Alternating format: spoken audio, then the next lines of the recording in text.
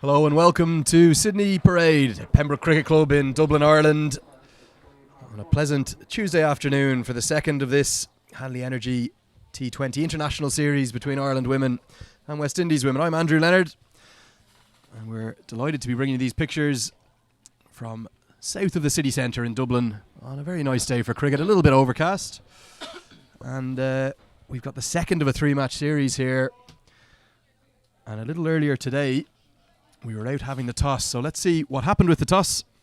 I was with the two captains, Garth and Stefani Taylor. Good afternoon.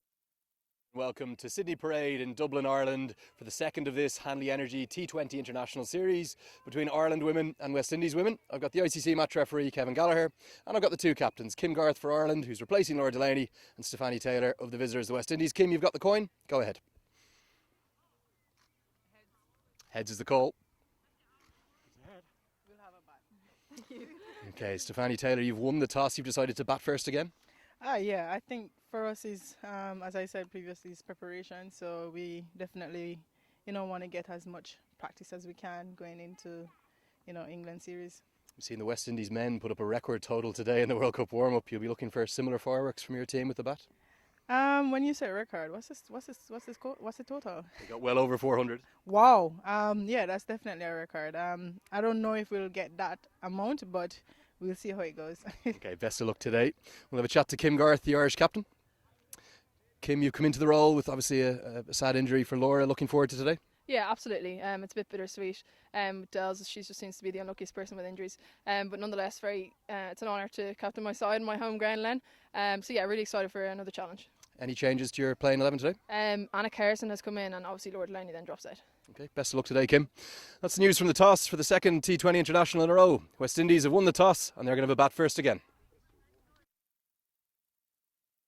Yeah, so that was the news from the toss, and no real surprise to see Stefani Taylor. As soon as she won the toss, she had a big smile on her face, and she said, I'm going to have a bat again. I'm joined today again by Miriam Greeley, former Ireland women's cricket captain. Miriam, beautiful day down in Pembroke today. Beautiful day down here, Lenny, and I see the crowds are all coming in, sitting on the Pembroke wall. So a lovely day for us again, yes, indeed. You've got the Irish women's side on your screen there, just the one change. Very sad news for Laura Delaney, a little bit of a fracture from that blow she took when she was bowling in the first T20I. It was, and she's been a bit unlucky in fairness, Laura, with injuries this season in Australia as well, but we wish her well and get ready very quickly, perhaps for Zimbabwe, if not for the qualifiers. We brought in Anna Carson, bowler from Malahide. Yeah, Anna Carson, the all-rounder from Malahide. That's the West Indies side. A couple of changes for them. Shamelia Connell and Chanel Henry, they go out of the team. And in comes Stacey Ann King.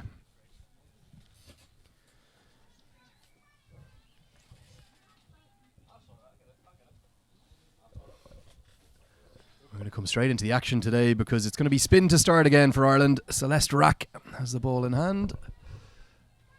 She's going to be bowling from the Willfield Road end. Two standing umpires today, Paul Reynolds. In fact, sorry, not Paul Reynolds. Paul stood the other day. Mark Hawthorne and Phil Thompson.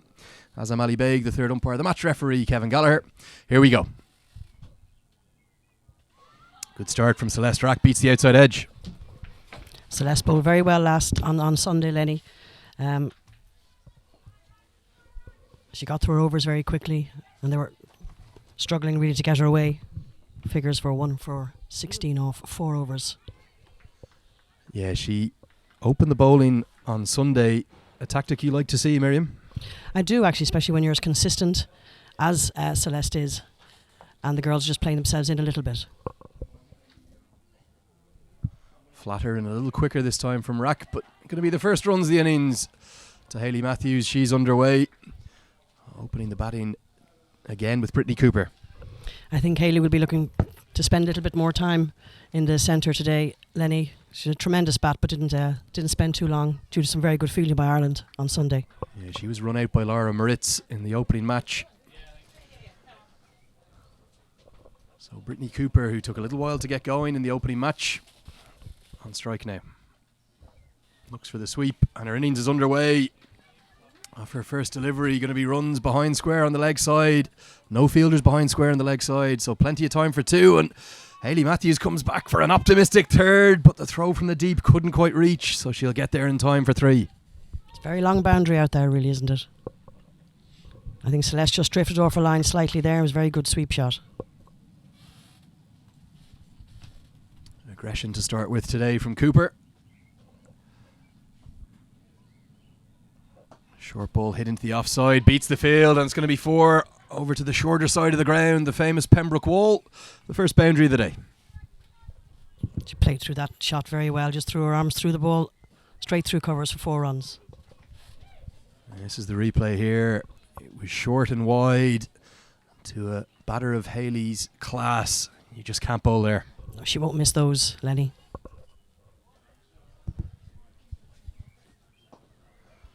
Better from Rack, back on a length. It's going to close out the first over. 8 runs from it. And West Indies women perhaps showing they're going to take a slightly more aggressive approach to start the innings today. Yes, I'd say they were little. Our girls bowled very well, but they were a little bit tentative, weren't they, in YM on Sunday? So yeah, they're showing a little bit more intent. I'm sure they have a nice score set for themselves in the power play, Lenny, which I assume they didn't get to, and they'd be definitely wanting to get there today. They struggled to get going in the opening match, 61 for 2 after 13 overs, but they doubled that score in 5 overs. They really got moving. That's their playing 11 today. Suspect we'll see Stefani Taylor at number 3, but there's power hitting right down the order. Charmaine Campbell was a strong hitter in the first game. Stacey Ann King, going to be interesting to see her come back into the squad after some really good form in the regional domestic competitions in the Caribbean. The oldest player on show at the age of 35 for the West Indies. Highest score of 81 as well. 872 runs, very experienced girl. Kim Garth will open the bowling for Ireland from the St. John's Road end, and she's on her home ground here. She is. Kim loves bowling from that end in Pembroke. I've been here a few years with Kim as well. She bowls a lovely length, gets a bit of lift. I think she'll want to pull that cover in. She won't want to see sneaking singles there to her bowling. That was a very good run. Yeah, Kim Garth was really excellent in the first match, not just with the ball but also with the bat, her career best.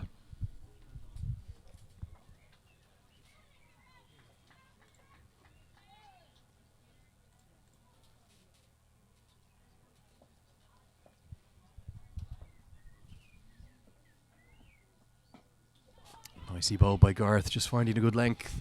2 fielders laid outside the circle for these first 6 overs, and fielder down at third man and a deep square leg, Murray.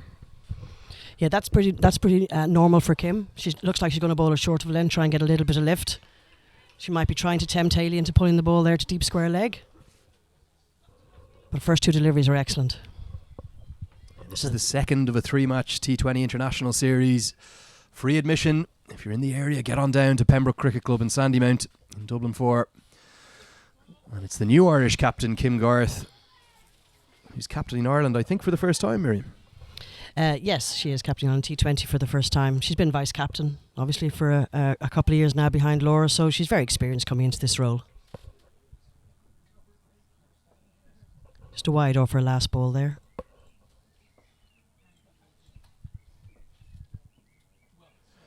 Yeah, there's significant movement to start, and Garth not quite being able to control that. Standing umpire Phil Thompson, he signals wide. Back-to-back wides from Garth, not the start that she would have wanted. No, but hopefully she'll come back now and bowl a little tighter. Nice little dot ball now. Would be good for Ireland.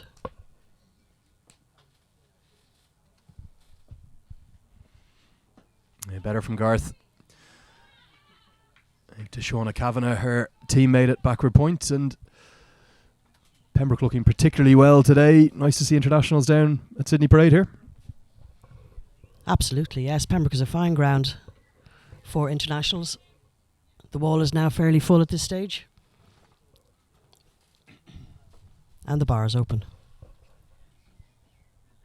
Slower ball, Fuller driven into the offside. Good half stop. In fact, that's Shauna Kavanagh this time. It was Anna Kerrison at backward point for the ball before, but Shauna Kavanagh with a good diving stop, but they get through for a single. Shauna's known for her fielding, isn't she? She's exceptional. She was exceptional on Sunday as well, sweeping on the boundary, and there was a great dive there to save a single. West Indies certainly looking to be more aggressive with their opening pair today than in the first T20I. Brittany Cooper in particular, she struggled to get going in that first game, Miriam, making 17 off 35 balls, and she really struggled. She did. I mean, the intent was there, but the bowling was actually so tight she just couldn't even work. She couldn't work a single then, but she's doing a lot differently today. I'd say she will attempt to hit over the top. She's in there for a reason. Obviously, she's a power hitter as well. So she'd be looking to get off the mark a lot quicker. Played down towards third man, just going to be a single. As we see in the background, a train go by, and that's the main trains coming out of the city. Miriam, not far from the city centre here in Dublin. Yes, Lenny, looks like they're stopping to have a little look at the cricket as well. Look, hurry along. End of the second over, West Indies women there, 13 for none. Let's take a look at their playing 11 today. It's a side with class right throughout the team, really, Miriam. And there's no one more classy than their captain, Stefani Taylor. Yes, Stefani is a very experienced player. She's been captain now for a number of years. 85 T20s, over 2,500 runs, 21 50s, a top score of 90 in T20 cricket, which is fantastic. And on Sunday she got 75 off 53. Really powered it on for the West Indies. Ireland were going well until Stephanie came in and opened her shoulders. When she started a wee bit slow as well, but then she got the feel of the pitch, and 75 off 53 balls. Yeah, completely changed the course of that first 2020 International, showing why she's not just one of the stars of this West Indies side, but one of the stars of the world game. Going to have an immediate change in bowling, so Kim Garth not afraid to ring the changes on her captaincy debut. Going to have Louise Little, also a Pembroke member, into the attack in just her second T20 International after making her debut on Sunday, bowling from the Willfield Road end. She's going to start with a wide down the leg side. She bowls with good pace, Louise. She's just got to try and tighten up now. You've got to allow for a little bit of nerve. She's only a young girl, 15 years old, and hasn't much experience this level. But she's got lovely pace, lovely action. She was good length there, just drifted a little bit off her line. Fuller this time hit down the ground towards mid-off. That's a good diving stop there from Rebecca Stokel. They will get through for the single, but saves 4 runs. It was a little bit fuller, and as you say, she drove through the line of the ball, but a great stop in the field. Yeah, Louise Little, the sister of Ireland's Josh Little, who made a quite remarkable ODI debut against England at the start of the month, taking 4 wickets as Ireland were right on the brink of a famous win over their neighbours in Malahide. So many families in Irish cricket where you have that brothers who represent Ireland, or brothers and sisters. You think of the Joyces, you think of the O'Briens. Yeah, I was just going to say the Joyces are right. I know the twins very well from playing with them over the years. Outstanding cricketers. Obviously both retired after the last World Cup qualifiers.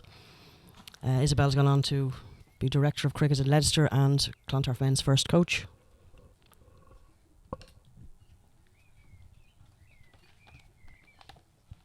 Down the track, big swing and a miss from Brittany Cooper. She's looking to take a more aggressive route today. It's exactly what you were saying, wasn't it, Lenny? That she's not going to hang around and get a few singles. She's been probably thrown to try and hit over the top, or put in there to hit over the top. Ball was there to hit. She just missed. Well done, Lou Little. Yeah, nice little bit of shape away from Louise Little. Through to the keeper, Mary Waldron. That's powered down the ground. That's a glorious shot. Over mid-off. Going to be 1 bounce for 4. One of the shots of the day so far. Yeah, fantastic. She just waited for that. Wonder will we see a replay? She just drove straight through the line of the ball, over for 4 runs. Will we get a change of field? Yeah, here's the replay, Miriam. It wasn't too much, little bit full, but it wasn't too much wrong with her line. And it was just a superb shot. Leaving Madonna Madoff in.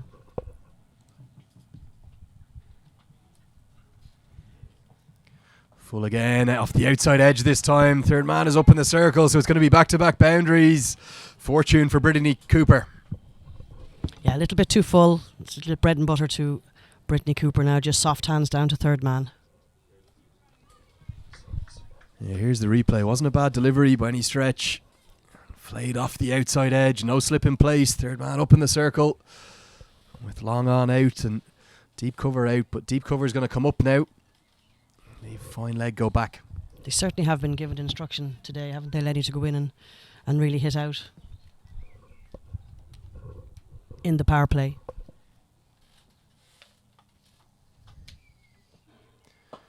It's a glorious drive straight to mid-off and a misfield. Pressure put on the fielder, Rebecca Stokel, and it's come off her instep, but it's going to run away for a boundary 4. 3 back-to-back boundaries.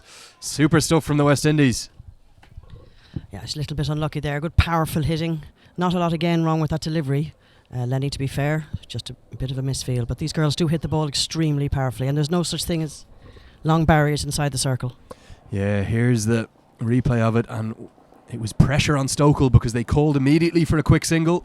That put the pressure onto her. It affected the misfield. Ireland were so good in the field on Sunday. Not the start they were looking for here today so far. No, they're exceptional, weren't they? In the first, right up to about 6 or 7 overs, they're exceptional, but bowling a little bit looser perhaps today. And the aggressiveness from the West Indian bats has put them under a little bit more pressure than they were on Sunday. Kim Garth bowling her second over. And Hayley Matthews facing.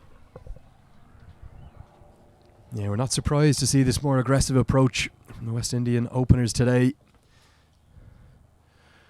Another wide from Garth outside the off stump, perhaps inspired by their men. The men's side today at the World Cup warm-up, they made over 400 against New Zealand. Wow, that is fantastic. Did you mention that to the captain at the start? I think I heard you saying that to the Stefani Taylor. Yeah, we had a chat with Stefani Taylor at the toss. I said, will he be inspired for some fireworks? She said, what do they make it? Over 400. Showing aggressive intent to bring those fireworks here to Dublin. They're such talented strikers of the ball, Miriam. It is the flair of the West Indies, even since when I've played against them, and the other commentator here, Janice, played against West Indies. They were always flair players. Big hitting girls, even ODIs, didn't matter, ODI, T20. Lovely fluent players, put their hands through the ball. Very talented. Pulled away by Hayley Matthews. That's a nice shot. They're going to look for 2, but good piece of fielding in the deep from Una Raymond. He cuts it off and keeps it to just a single. It was beautifully played off her hips, but there was no effort involved, waited for the ball to come to her and just worked it off her hips.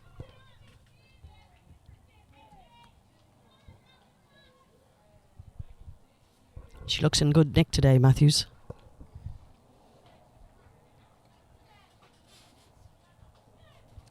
Heaved into the leg side. More aggression from Brittany Cooper. Goes over the infield, not going to run away for a boundary. Just time to come back for 2. Interesting news from the sideline here. I'm just seeing Stefani Taylor. She doesn't have the pads on, so maybe a change in the West Indian order today. Well, that's a good thing for the Irish team, I assume. I see her, yes, she's just walking past the commentary box here with no pads on. She had a good knock the other day, so maybe they're just putting maybe number 4 up the order to give her a run out as well. Shorter pulled back to Garth. That's the first wicket to fall. Beats her for pace. That's really well bowled by the new Irish skipper. And the first wicket goes. Maybe we'll get a look at the replay. Here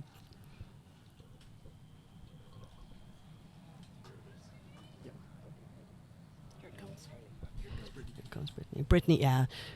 She dug it in, Kim. She took it very well. She dug it in, and in fairness to Brittany Cooper, she took her on, trying to put it over the fence, but just mistimed it. And it was actually a good cotton bowl by Kim. Had to react well. Yeah, brilliantly bowled by the Irish captain, and that's what her side needed, because Brittany Cooper and Hayley Matthews, they were looking for an explosive start to today's match. They had that, but aggression from the batsman was matched, from the batters was matched by aggression from the bowler.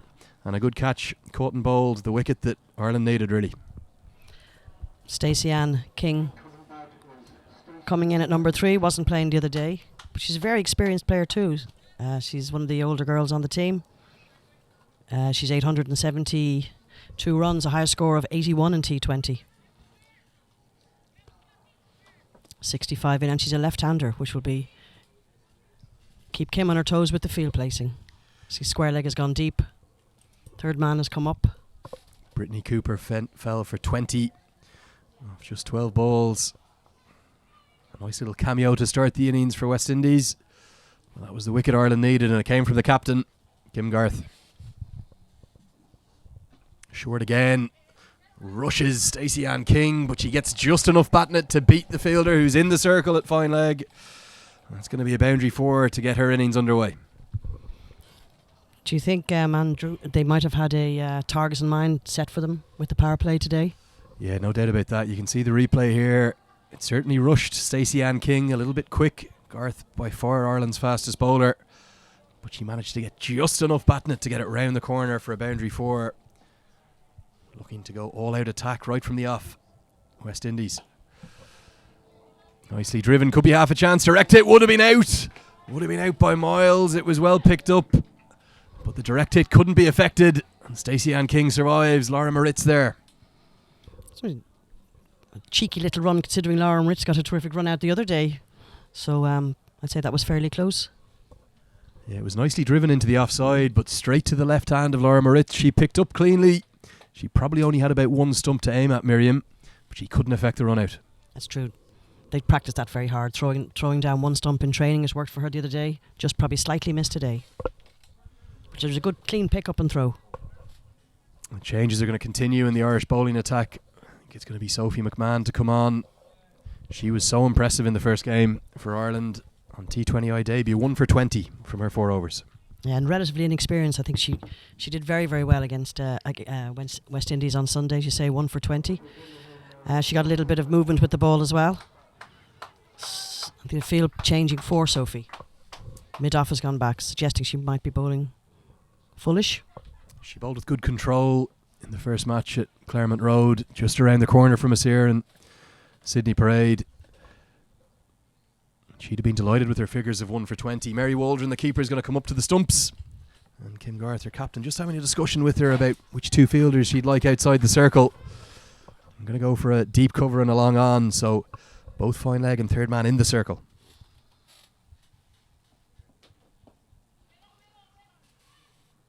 Stacey Ann King, one of 2 veterans on show in this series, the same age as Mary Waldron.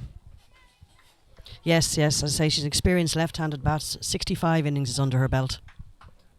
And as I say, top score of 81 runs, so...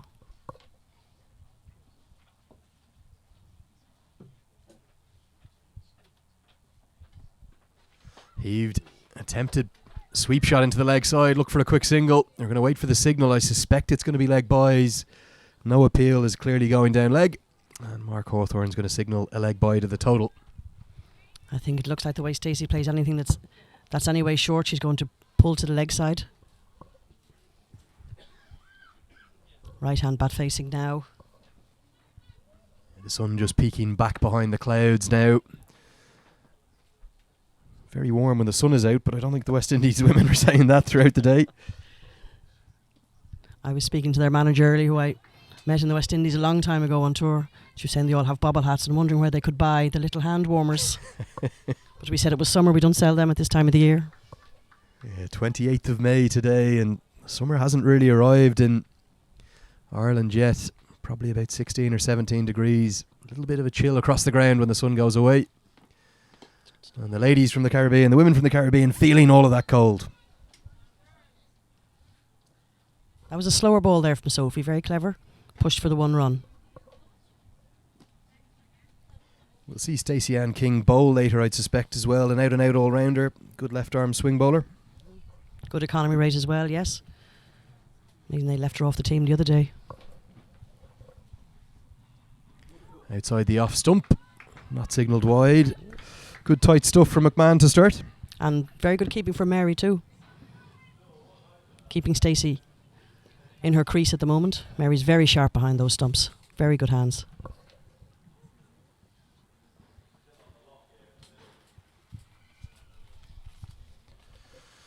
Strays down the leg side this time. That one is going to be signalled wide. First wide of her spell. Nice crowd starting to build up down the wall here in Pembroke Cricket Club. A reminder, the admission is free for this Hanley Energy T20 International Series. So if you are in Dublin, particularly in and around the Sandymount area, come on down. You can see some top class international sport for free.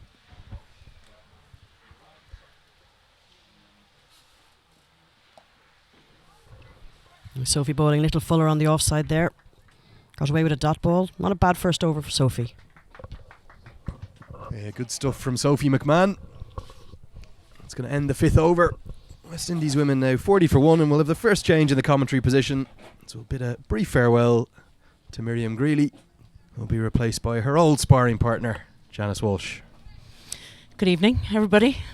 Isn't it a gorgeous day? There's a very big crowd down here now in Pembroke, sitting along the wall. There's a little bit of sun, a little bit of heat coming off the old fortification. Yeah, the Pembroke Cricket Club in South Dublin, famed for its wall leading up to the pavilion. Pictures you're seeing there, pushing over towards the dart side, the train tracks. And we're going to have yet another change in bowling, because Kim Garth, on her captaincy debut for Ireland, is not afraid to ring the changes. She'll take herself out of the attack, and she's going to bring the leg spin of Celeste Rack back on at the end, where I think it would be more natural for a leg spinner to be bowling from, perhaps. Yes, I think so. I think it's a wise move.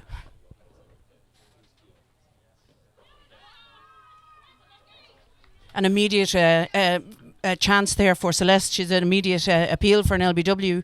It's a very good. Kim is rotating her bowlers, which is good, not letting the West Indies settle. But they have come out with a very clear intent here, which was different to Sunday, where I suppose they had to get used to some Irish conditions, Irish wickets. But they've certainly come out here and they have a target in mind, and it certainly isn't 139, which is what they got on Sunday. Yeah, good point, Janice. And immediately that attempted sweep shot from Hayley Matthews has brought about a change in the field. Additional fielder coming over to the leg side to fill that gap behind square. And it's edged away. That would have gone straight to first slip, I suspect. It's going to be runs to the total. Not going to go the whole way to the boundary. Anna Kerrison doing the fielding. Just time for 2. Nicely bowled, Celeste Rack. Unlucky. Yes, very well bowled. Very frustrating for the bowler then to get an edge like that, which would have gone directly to first slip.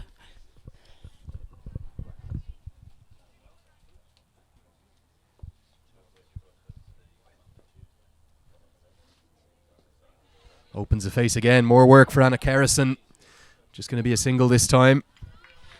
It is an easy single there for Hayley Matthews, just to edge the ball or nudge the ball down there to third man, and she spotted that. There's a very easy single there.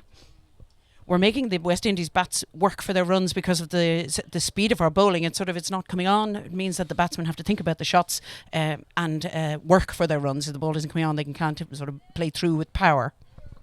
Yeah, left hand, right hand combination for Celeste Rack to deal with. Stacey Ann King on strike. Short ball, gets away with that one. Yeah, I think the left hand, right hand combination is also taken into effect. The bowler can't settle with their line, and they have to keep adjusting the line to cope for the left hand, right hand. Looks for the sweep shot again. Good work. Short 45 by Rebecca Stokel. Just going to be a dot. Good stuff from Rack. Yes, very good. She's a very experienced bowler. Her figures on Sunday were absolutely superb. 1 for 16.04. But again, I think the West Indies have probably done their homework. The wicket here looked lovely. I went out to have a look earlier on, and it certainly looked as though it was going to do what it should do. The bowlers are going to have to work as well. Any sort of spin bowler is going to have to work to get the spin out of it. Yeah, usually a little bit of turn on offer from this Sydney Parade surface, and we've seen it, a little bit of turn there from Rack, but it's slow turn. That's going to end the power play. West Indies women, they are 43 for 1 after 6, and that's going to end the fielding restrictions. So a little bit of pressure relief for the Irish captain, Kim Garth. Yeah, she's got more option now to put more fielders out on the boundary, but again, she isn't, which is good. She's sort of backing her bowlers to do their job, and certainly Sophie Mcmahon did extremely well on Sunday with 1 for 20 off 4, and she is doing it. Her first over was excellent. Yeah, the change in field will bring about a long on, deep square leg, deep mid wicket, and a deep cover. So 4 fielders outside the circle now. Down the leg side, well gloved by Mary Waldron, going to be signalled wide. Yeah, we have to get our line right. On Sunday we bowled 15 extras, 7 of those were wides. We have to get our line right, particularly in T20 cricket. I mean, that's an extra over plus an extra ball, which is something that we possibly need to work on. Nicely bowled. She's been really impressive, Sophie Mcmahon. Could be one to watch for the future for Ireland. Yeah, it's very encouraging. She's young, she's new to the game, but certainly that was a cracking bowl. It was a lovely length, and she certainly is a star to watch for the future.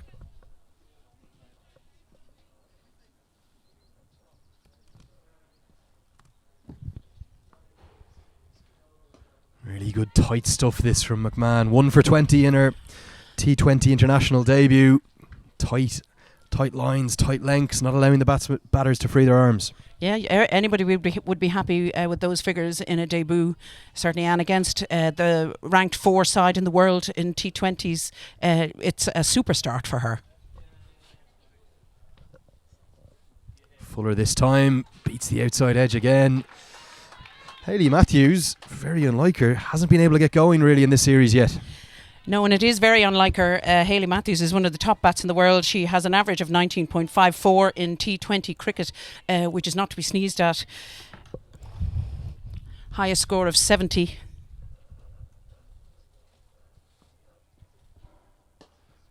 Gets a single this time out to deep cover. Gabby Lewis doing the fielding. She was, of course, the player of the match in the 2016 World 2020 final as the West Indies famously beat Australia to spark great scenes of the celebration and the champion dance. Janice? Yes, well, the West Indies are well known for celebrating their wins, and why not? You work long and hard for them. They've got to the semi-final since were beaten by the eventual winners Australia in 2018, and their goal, I think, is to get that championship back. Yeah, Australia took their revenge over the West Indies in the Caribbean on the home soil. Huge crowds for that 2018 Women's ICC World 2020. Next year it's all eyes on Australia though. Down under, where Ireland will be hoping to qualify. That's the big goal for them this summer. The qualifying tournament will be held in Scotland at the end of the summer. Yes, it is, and it's very important that this team do qualify for that. That is their goal, and that is what these series this summer is all about. Big appeal. Given not out by umpire Mark Hawthorne. Maybe just shaping down leg. It was a big shout from Ireland. Yeah, Mary Waldron went up very quickly to appeal and the bowler sort of joined her in it. But obviously, maybe it might have been a bit too high. Here's the replay. Oh, that looks very close. Maybe just sliding down leg, Janice.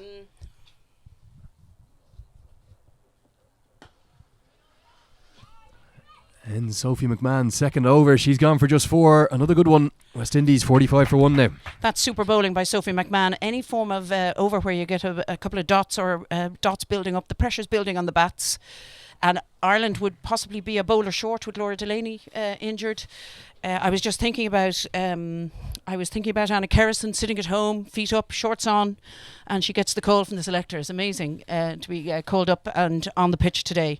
Isn't it fantastic to get her T20 cap? Yeah, Anna Kerrison from Malahide on 2020 International debut today, and you see that so often. Someone outside the squad parachuted into the team in case of an injury. We saw it with Mark Adair. Wasn't in the Irish 14 ahead of the England ODI, and then played every ODI for Ireland men through the month of May.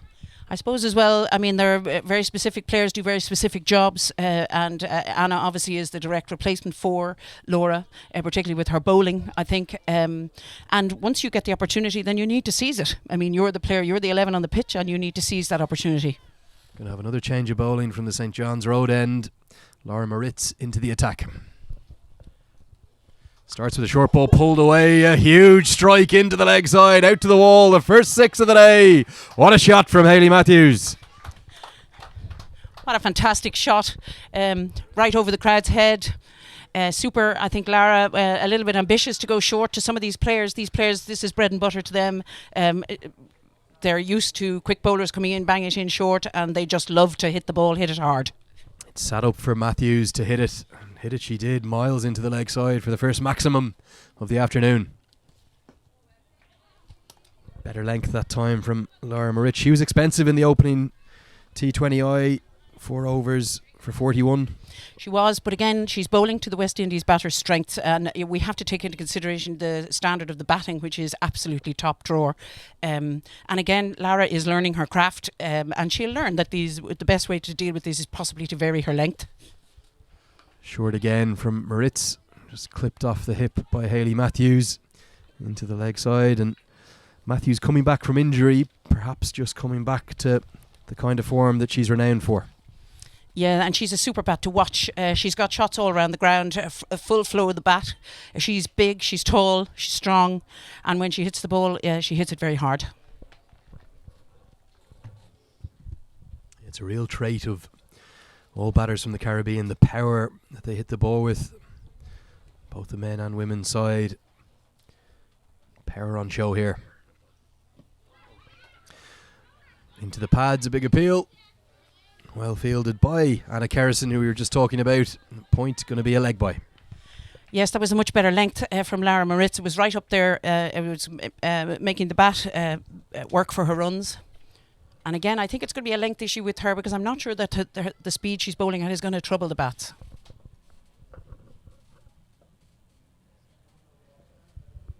Short ball again, pulled into the leg side, but it's off the top edge. Fielder comes in, can't quite get there, attempts the dive. That's Una Raymond Hoey. Celeste Rack has to help out. Never really a chance, but 2 runs to the total. Yeah, she didn't get hold of it, I think. It's sort of maybe a top edge. And the fielder came rushing in from the boundary, lost it a little bit, and it landed safely. Yeah, it was Una Raymond Hoey at deep square leg who sprinted in to try and effect the catch, but she could never quite get there, so 2 runs to the total. Moritz continuing with the short ball to Hayley Matthews. Better length from Moritz to end the 8th over. The West Indies women, they're 55 for 1.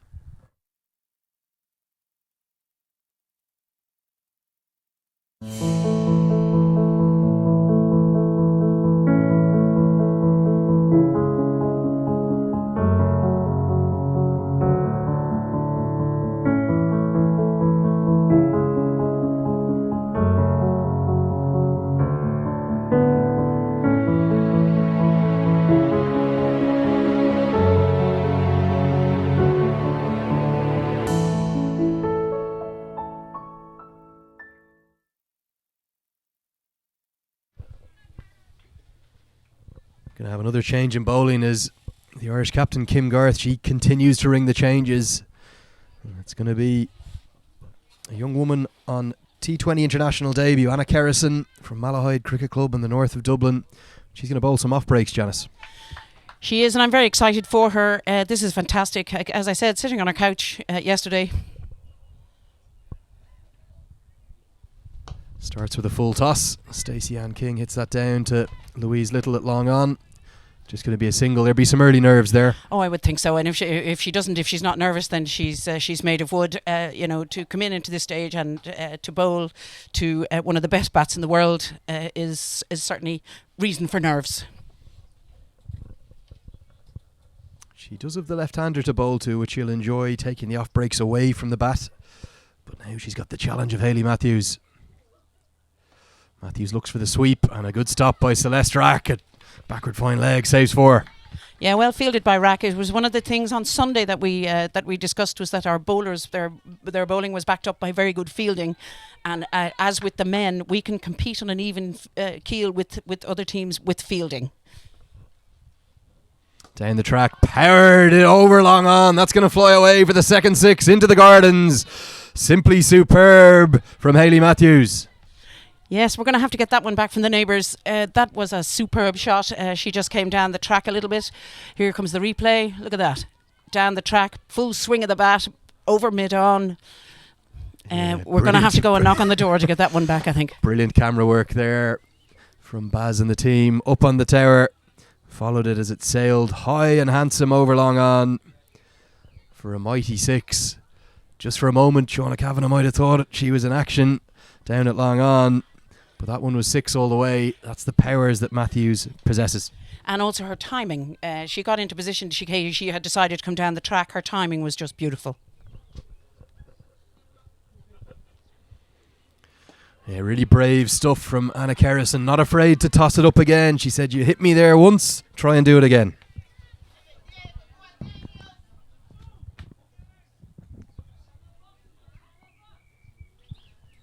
A little bit faster, hit down the ground. It's going to dissect the 2 fielders at long on and long off.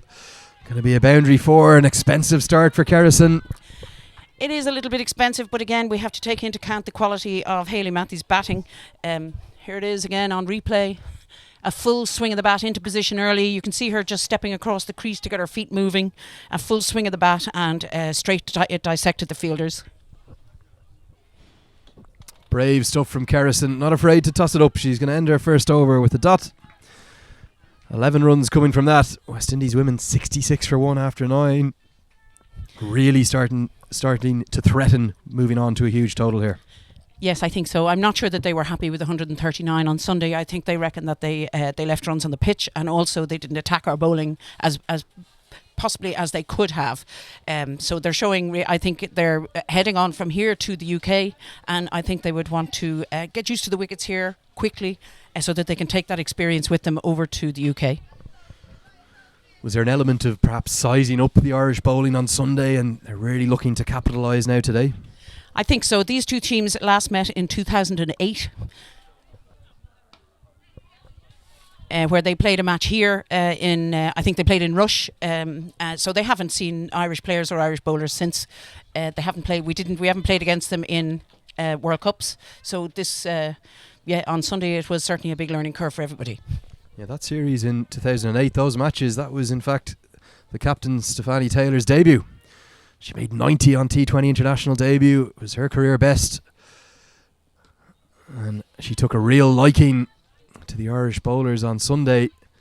But today it's Hayley Matthews who's proving to be the chief devastator at the moment. Yes, and again, and as we've discussed, they have to work for their runs because the ball isn't coming on as quickly as they possibly would be used to. Certainly in the West Indies, they're used to hard, fast tracks. They're used to big, tall bowlers banging it in and pushing it through quickly. Too wide outside the off stump. Going to be signalled wide. Again, our bowlers need to work on their line. In T20 cricket, one of the things is that you have to reduce the number of extras. We have to reduce the number of wides that we're bowling, and it is because we've got a right-hand, left-hand combination, and it does make it more difficult for the players to stick to the right line. Heaved into the leg side, almost a slog sweep from Stacey Ann King. Going to be a single. She's not looking quite as fluent as Hayley Matthews, and correctly just trying to get her partner onto strike. Yeah, she's much younger, Stacey Ann King, so she is learning her craft, and obviously spending time out there with Hayley Matthews will be a terrific experience for her. But you can see that she doesn't time the ball as sweetly as Hayley Matthews. Bowler! Super stuff from Laura Moritz. She gives a little dance in celebration. The off stump gets rocked back, and just as we were talking about how devastating Hayley Matthews was, she's got to go for 33. Yeah, it was a super ball by Lara Moritz. Good length, hit the top of the off stump, I think. We'll be able to see it here on replay. Super ball. No, it was middle and leg. It was actually the leg stump that it's knocked back, and that one did quite a lot. Yeah, it's come in off the seam. A beautiful delivery from Laura Moritz, hitting a much better length that time, and showing if you get the ball full here, you can get your rewards. Absolutely, and and no matter how difficult it is, a good full length ball like that in a cloudy conditions where the ball is going to slightly do something off the seam possibly, then we'll get results. Just the wicket that Ireland wanted. And we're going to see this tactic continue of holding back the captain, Stefani Taylor. She doesn't even have the pads on just yet. So she's happy to give some of her colleagues a bat up the order today. Charmaine Campbell now to the crease. She made 20 off 22 deliveries in the opening T20I. But Laura Moritz, she's got the wind behind her sails. A very well-deserved wicket.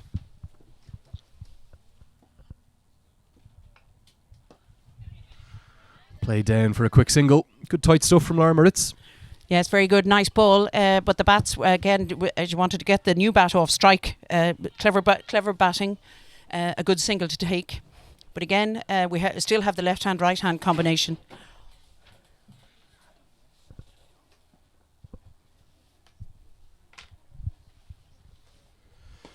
Full toss hit into the leg side. Stacey Ann King just really struggling to get her innings going. That ends the 10th over. It's the halfway stage. West Indies women, they're 72 for 2.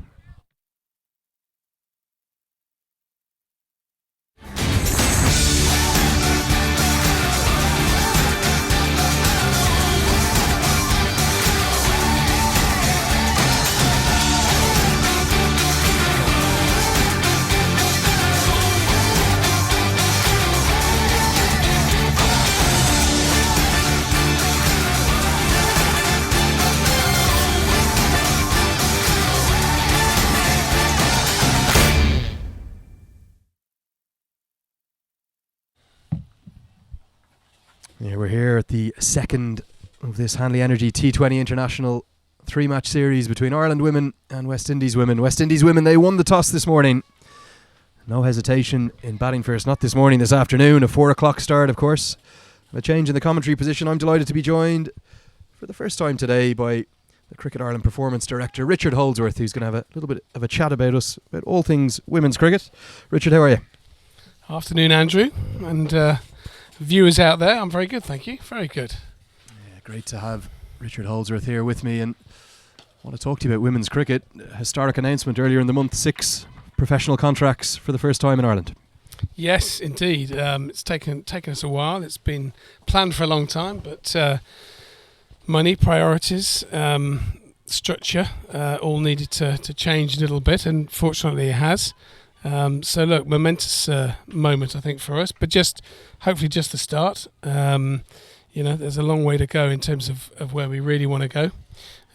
But to have 6 of the players now able to train on a more regular basis, properly commit, is fantastic, and be available for all these international games.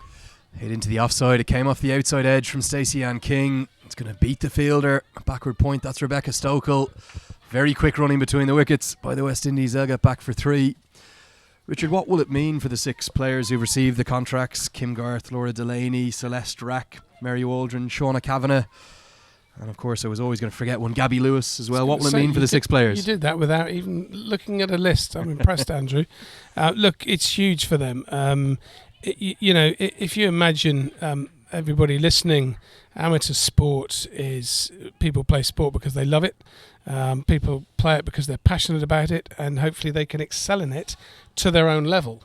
Our players here have immense talent, but they've had to juggle studying, working like the rest of us, and try and prioritise their cricket on top of that, and make a lot of sacrifices. Their own choice to do that, but it's very hard to zoom across town from doing an 8-hour day's work to then go and train as an elite performer, elite athlete, focus on your cricket for 2 hours, 3 hours, as long as the training session would take, get up very early in the morning, go to the gym, try and be as fit and as strong as you can be.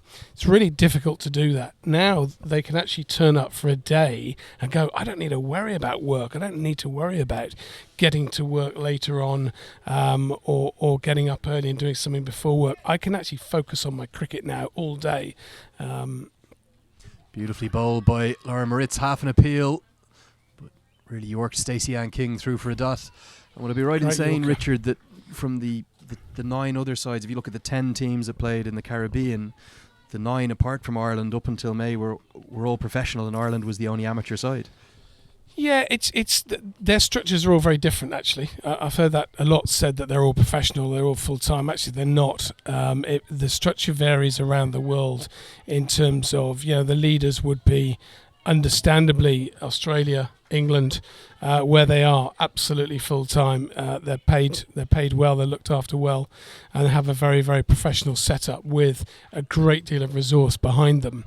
It'd be interesting for viewers to hear that ECB's budget, for instance, is way more than our entire organisation's budget just for women's senior cricket. Not for women's cricket and girls cricket, but for women's senior cricket, their budget is more than our entire organisation's budget. So that gives you a bit of perspective as to what you're up against. But look, the different structures around the world, what we've now got is some of the players, some of the better players, able to train on a consistent basis, be available for all cricket, and we've got to keep moving that forward, and ideally get to a point where we've got a whole squad in the same way. Can I ask you about how important not only this series is, but the Zimbabwe series coming up in terms of preparation for the ICC Women's T20 World Cup qualifier in Scotland at the end of the summer? Yeah, look, huge. I mean, look, the women can train as much as they like, but we all know that being out in the middle, playing under pressure, with context is important. And this for them, and we've got a lot of young players playing in this squad this year, and obviously, very sadly, Laura getting injured on Sunday is an opportunity for another one to come in. Anna Carrison coming in today, but for them to see a side like the West Indies and understand what level they need to get to, But then with the rest of the fixtures we've got, Zimbabwe obviously ranked a lot lower than the West Indies, and in fact lower than ourselves. Hopefully that'll give us some confidence coming out of that series. And then again, we're shortly to announce a quadrangular series in early August with 3 other countries who will all be playing in the qualifier. And we'll get 6 matches out of that. So combined over the summer, that's huge. For these players to get that experience, gel as a squad. We've had a big changeover in personnel with a number of retirees over the winter. For them to gel as a squad, get some experience behind them, hopefully put in some good performances and give themselves some confidence, then we go to the qualifier, hopefully in very good shape. 12 overs gone here in the second T20 International, the Hanley Energy T20 International series between Ireland women and West Indies women. I'm chatting to Richard Holdsworth, the performance director for Cricket Ireland, and he's talking about the future of Irish women's cricket. And tell us a bit about this squad. The average age less than 20. When It's a bit different from our men's squad, isn't it? Well, we'll talk to you about the men in a little while, but the average age less than 20, and if you look at the West Indies squad, the average age around 28, so a huge learning curve for this team, but they're performing very admirably. Well, a huge learning curve, of course, and we have to put it into perspective that are we really expecting them to go out and win lots of games at the moment? What's exciting about this is that age means that hopefully these players will be together for quite some time. Now, we've got to keep improving our programs. What we talked about, the contracts earlier, it's not just about saying we can give you some money now to be able to train and practice and play and be available. Actually, we need to put a lot of other things in place as well for them to be professional and give them all the support they need to get better. Speaking of youth, we don't have anyone younger than Louise Little, and she's come into the attack just 15 years of age. And when you talk about the opportunity to bowl to the likes of Stefani Taylor, Hayley Matthews, how beneficial is that to someone like her game? Well, if you look at what Gabby Lewis would have done when she made her debut, Lucy O'Reilly, Lena Tice, now Lucy's having a bit of a break from the game at the moment, but some players there started extremely young. Now, it wasn't necessarily the best choice at that time for them, but they were extremely talented, and geez, you learn quickly. So I think, for Louise here, yes, it's a tough learning curve, but I think if you understand what that bar is early on, then hopefully you can aspire to that and know what you need to do to be successful. Pulled into the deep by Stacey Ann King. She's going to ease the pressure on herself. She was struggling, 17 off 24 balls, but a short delivery from Louise Little is hit into the deep for a boundary 4. West Indies 88 for 2 now. In the 13th over, they'll be looking to get past their total of 139 from the first match. Tell us a bit about the Gulf in standards. West Indies ranked 4th in the world. They're a supremely talented side.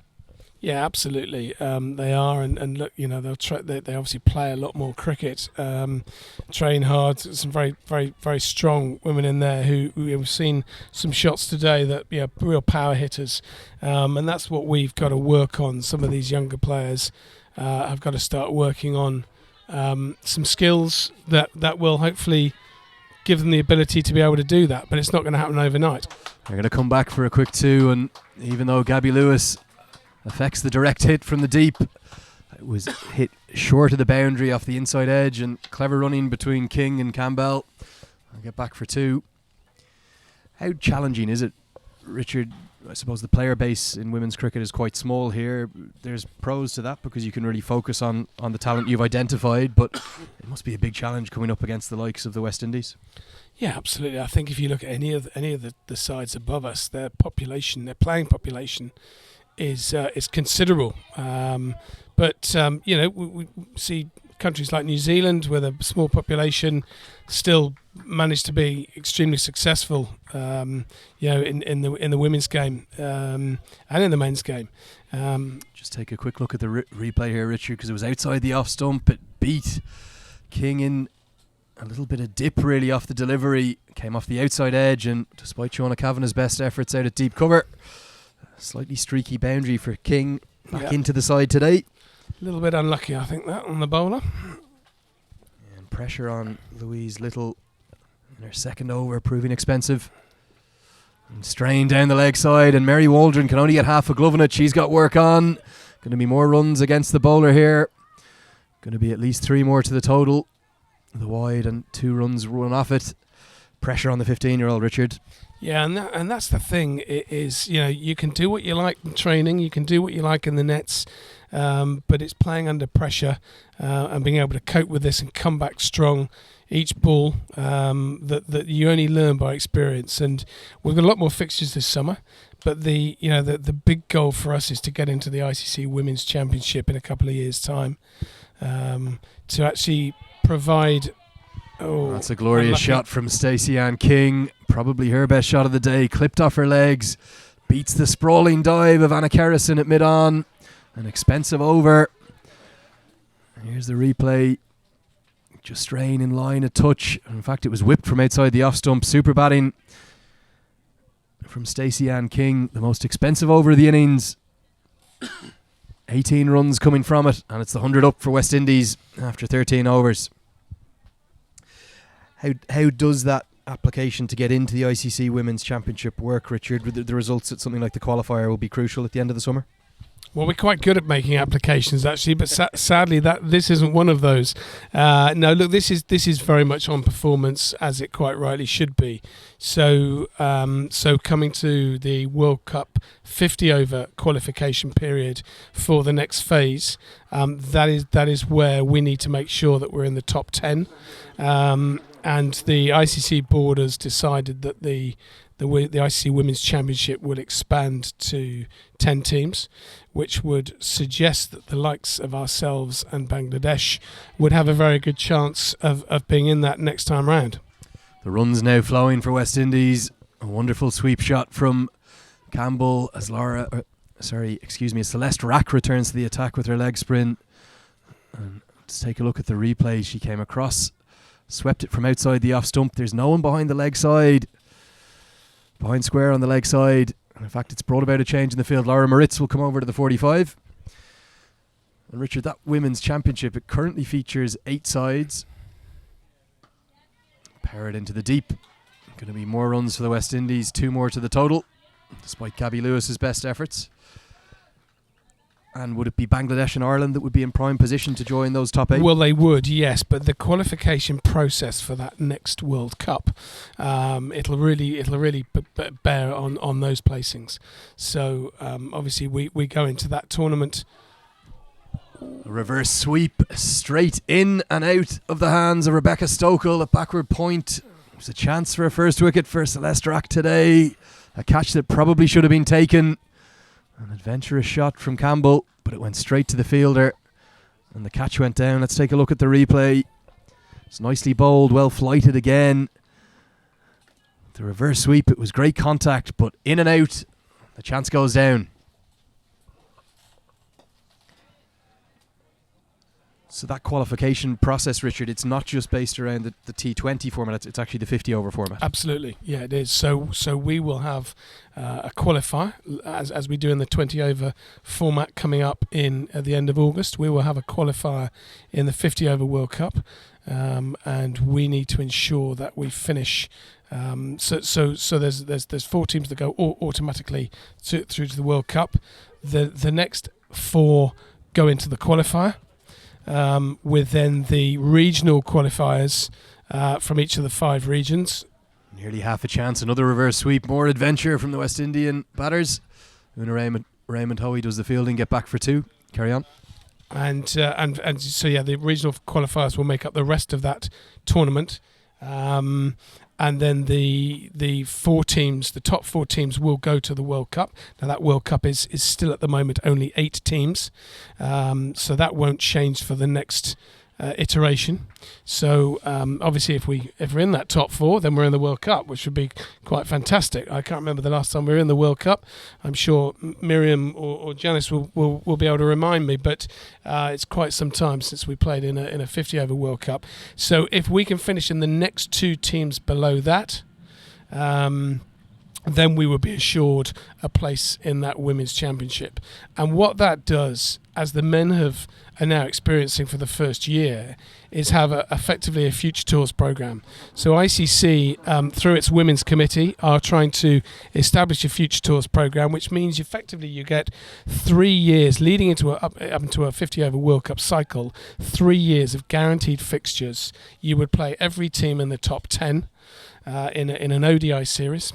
As part of that qualifying process. But on the back of that, you then tag on T20s as well. So that would mean that we'd have sort of either two series at home and one away every year for 3 years, and vice versa, maybe 2 away the next year. Change in bowling back here at Sydney Parade, and Sophie Mcmahon back into the attack. She's been very impressive so far. And the interesting thing about that, Richard, is that women's World Cup qualifier that you're talking about will feature, as it did in 2017, some of the bigger sides. The last time we saw India have to qualify. With the way the standings are at the moment, it looks like New Zealand and Sri Lanka could well be in that qualifier. Absolutely, yeah. And the West Indies are going to have to depend upon their results over on this tour of England that's coming up. Correct. To try and avoid having to go to that qualifier where they'd come up against Ireland again. Yeah, absolutely. Yeah, for the West Indies, look, part of the negotiating with them coming here was exactly that, to give them some good practice leading into that England series. But that's a huge series for them.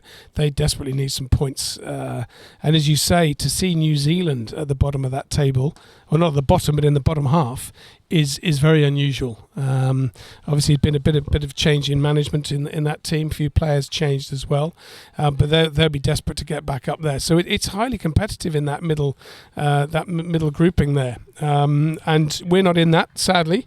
But that is what we're pushing towards now. The plan for the next sort of 2.5 years is to be pushing towards that. Hit into the leg side. There's no one behind square on the leg side again. So a big chase on for the fielder in the deep. Going to be 2 runs more to the total. And that qualification process you're talking about, Richard, all builds up to the Women's World Cup in New Zealand in 2021. That's correct. Yeah. So that's a huge tournament there. We don't know where the qualifier before that is yet. That'll be decided over the sort of coming months by ICC, and as you say, with the likely teams that could be playing in that qualifier, we could end up playing in Sri Lanka or as the table goes at the moment, even West Indies or New Zealand for that qualifier. So it could be quite an interesting venue. We hope not out of season for us. Hit into the deep, and that's going to be a boundary for powerful batting from the West Indies. Campbell continues to thrive. Ends the really good figures of McMahon. First boundary she's conceded so far. The final ball of her 3rd over. Just getting a little bit of swing into the right-hander and swept away into the deep. So that's the 50-over format, Richard, but I presume for the moment the focus absolutely stays on the 2020 and looks forward to Scotland, where Ireland will come up against 7 other sides in Bangladesh, host Scotland, Thailand, Zimbabwe, Papua New Guinea, the United States, and then the winner of the European qualifier between Netherlands or Germany. Only 2 out of those 8 sides qualify. That's going to be a tall task for Ireland. It is. It's a tough one. Having said that, we're used to that format. We're used to having to finish in the top 2. We've done it the last couple of qualifiers over in Thailand, where they beat Bangladesh in the final, and similarly the last one, the same thing happened. Kim Garth brings herself back into the attack, and she's going to take a wicket off her first ball. The Irish skipper strikes. Gabby Lewis takes a good catch. It was Stacey Ann King looking to hammer it straight down the ground, and she couldn't clear mid-off. Gabby Lewis takes a good catch. Kim Garth back into the attack. Has the 3rd wicket for Ireland. Delight for Ireland, Richard. Yeah, it was key wicket, I think, at this time. This is where we'd done a lot of the hard work in the first 15 overs on Sunday. And that last 5 overs, you'll probably know the exact figure, went for a phenomenal amount given the rest of the innings. So this is a pretty key moment for us here to try and be tight, keep things tight, good catching, because this is where West Indies could take it away, and they'll be looking for 160, 170. I would have thought, over these last 5 overs. So we've got to keep it really tight. Good catch there. Good bit of cricket. Perhaps surprisingly, the West Indies continue to hold back their captain, Stefani Taylor. So it's going to be Shadeen Nation into the crease. She's not going to be on strike because the two batters crossed. So Charmaine Campbell made 20 in the opening T20I. Is on strike, and she's been really impressive. 19 off just 15 balls. Chatting to Richard Holdsworth here, the performance director of Cricket Ireland. Really interesting to get his thoughts. Heard a lot about the women's game. Richard, just to ask you quickly about the men's game. It was a very busy May, to say the least, and even though just one win, lots of promising signs and lots of new players blooded. Yeah, and I think, look, if you rewind the clock a little bit, we were having situations where young players would be blooded making their debut, and you'd only have sort of 2 or 3 fixtures at the most. We've actually got a decent number of fixtures now, so we've had a number of debutants, a number of players who haven't got many caps to come in. At least they're getting a little bit of a run. One rained out game, but to have that many fixtures in a short sort of 3-week space is fantastic. We've got Zimbabwe coming shortly for both the men's and women's series, which again is fantastic. We'll get another 6 matches and great opportunities for the men there, and similarly for the women. And that's really important. We've got to keep these fixtures happening. And then, of course, a small, fairly low-profile Test match at the home of cricket in July against some team called England that fancy themselves a little bit for this World Cup that's just about to start. Yeah, July 24th, that historic Test match, as Kim Garth continues to excel. It's a slower ball that followed up the bouncer, completely deceived Campbell, and Garth on her home ground. She's showing why she's such a star for Ireland. Her 3rd wicket, brilliant from the Irish skipper. Well, that's superb. Look, 2 batters on naught now. We were just talking about those partnerships. Let's take a look at the replay, Richard. Slower ball, completely deceived. Yeah, really straight. Batter. And to follow up a quick bouncer the ball before, that's world-class fast bowling. And look, I think Kim's learnt a huge amount the last sort of 18, 24 months, and played with and against a number of these players in the Big Bash in Australia. That sort of experience is been absolutely key for her, and tactically she's really thought about how she's going to close this down a little bit. The new batter to the crease for West Indies women is going to be Natasha McLean. We just have to ask you before we let you go, Richard, thank you for all your time. Huge disappointment for not just the Irish squad, but the fans, all the support staff around them, that they're not going to be at the World Cup. But there must have been some promise from the fact that there was not only such a big win over Afghanistan, who are there, but also the fact we realistically could have beaten England, the World Cup favourites, at the start of May. Yeah, look, that was some game. I think we played some fantastic cricket for probably 3/4 of that match. Probably didn't get enough runs, understandably, but really promising to see the bowlers bowl so well. And as you say, to beat Afghanistan, who followed that up with a good win against us, but then beat Pakistan, in their warm-up game a couple of days later. So, look, there's a lot to be, I think, promising, a lot to be pleased about for the future. We just got to make sure there's plenty of cricket for them to play. These Wolves series that we're having and tours that we're having are key to the development of those players. And long may it continue. Yeah, that's the thoughts of Richard Holdsworth, the Cricket Ireland Performance Director, as we end the 16th over with a single from Natasha McLean. West Indies women, they're 119 for 4.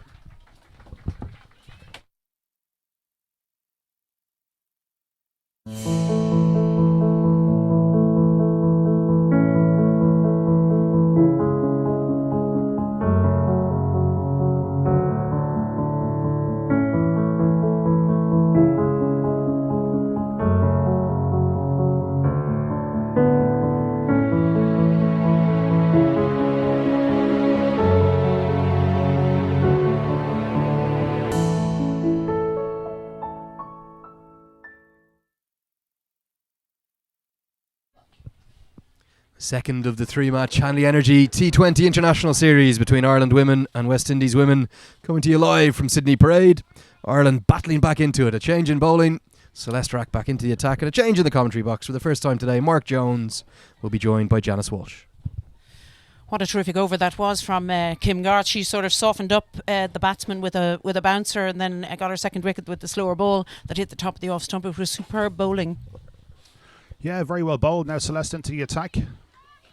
A key 3 overs, I think. 4 overs for Ireland here to keep the score under 150. Janice. Yeah, these two bats, Mark, aren't slouches. Shadeen Nation has an average of 14.5, and Natasha McLean has an average of 19.56, which is a super average coming in the middle order in a T20, because they're used to coming in at this stage of the game, and I think we'll see them open their shoulders and have a go. I would have thought so, but still, two new batters to the crease will give Ireland a little bit of hope here, I think. Well, certainly it was excellent bowling when we were beginning to get under pressure. Plenty of air from Rack here, and swing and a miss, you could say there. Yeah, it was well bowled down, heading on leg stump. Again, the batsman looking to sweep, didn't get hold of it. A little bit shorter this time from Rack, rocked onto the back foot by Nation and played through point for 4 runs. No one out on the cover boundary, which is a bit of a surprise at this stage of the game. Yeah, certainly for a bowler, just have a replay here, spin bowler having nobody out in the covers. Once it's through the infield, it's racing away to the boundary for 4. It's a very quick outfield here in Pembroke. Yeah, we just saw the replay there. A little bit shorter again from Rack. Oh, very well bowled this time. Slower through the air, and the batter was through with the shot, and it's just clipped off the off stump there. Very well bowled, Celeste Rack. Great comeback. Yeah, it's interesting there.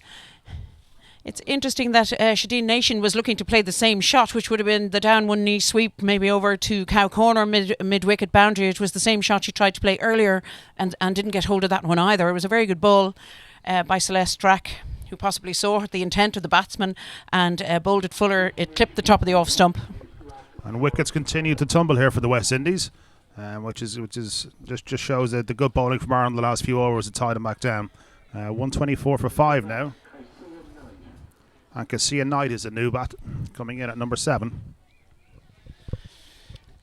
Cassia Knight is one of twins here for the West Indies side. They're both playing today. She has an average of 15.94 for T20.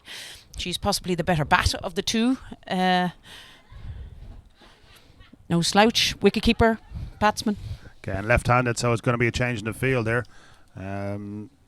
Celeste is having she's 3 out on the leg side and just the 1 out on the offside this time. Obviously looking to bowl pretty straight in at the pads and try and tie the batsman down. A little bit short from Celeste, but she gets away with it here. Just bunted out to Kerrison at the deep mid-wicket boundary. The score moves on to 125 for 5 now, 17 gone. It was sort of a safe shot, a safe ball, because she had the field covered. She had a fielder out here in cow corner, which had that shot covered. It was very good bowling, clever bowling.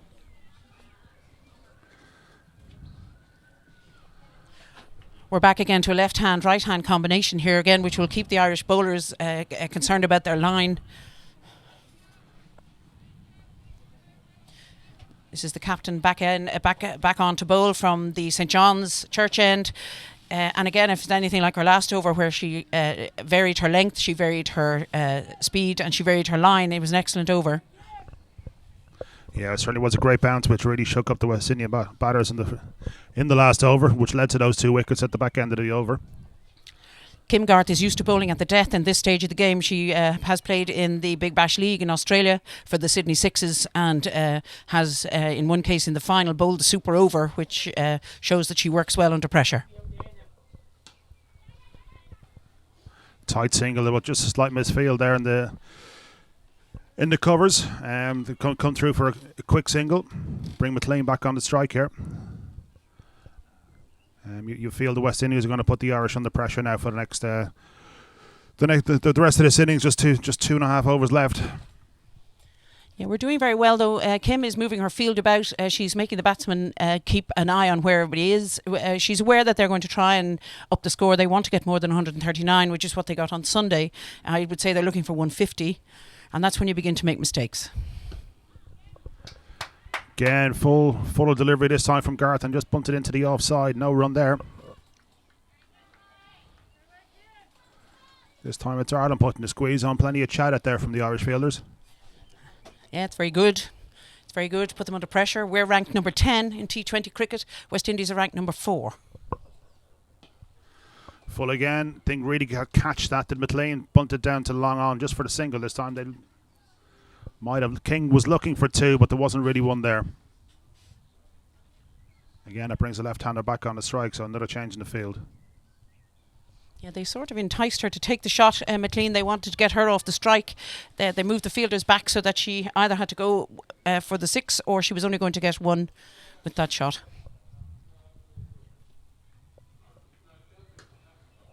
Full again on Bolton into the coverage. This is a fantastic over so far from Kim. Yeah, you can feel the pressure mounting on the batsmen. You can feel them wanting to get the big shot, wanting to get the scoreboard, taking over 4 runs, 6 runs. 18th over. They need to have it. They need to get some big shots in. Just the 2 runs coming from the over so far. 2 balls to go. Big swing. Thickest outside edge. Going to run away from 4 down to widest third man. Very unlucky there from Garth. That could have gone anywhere.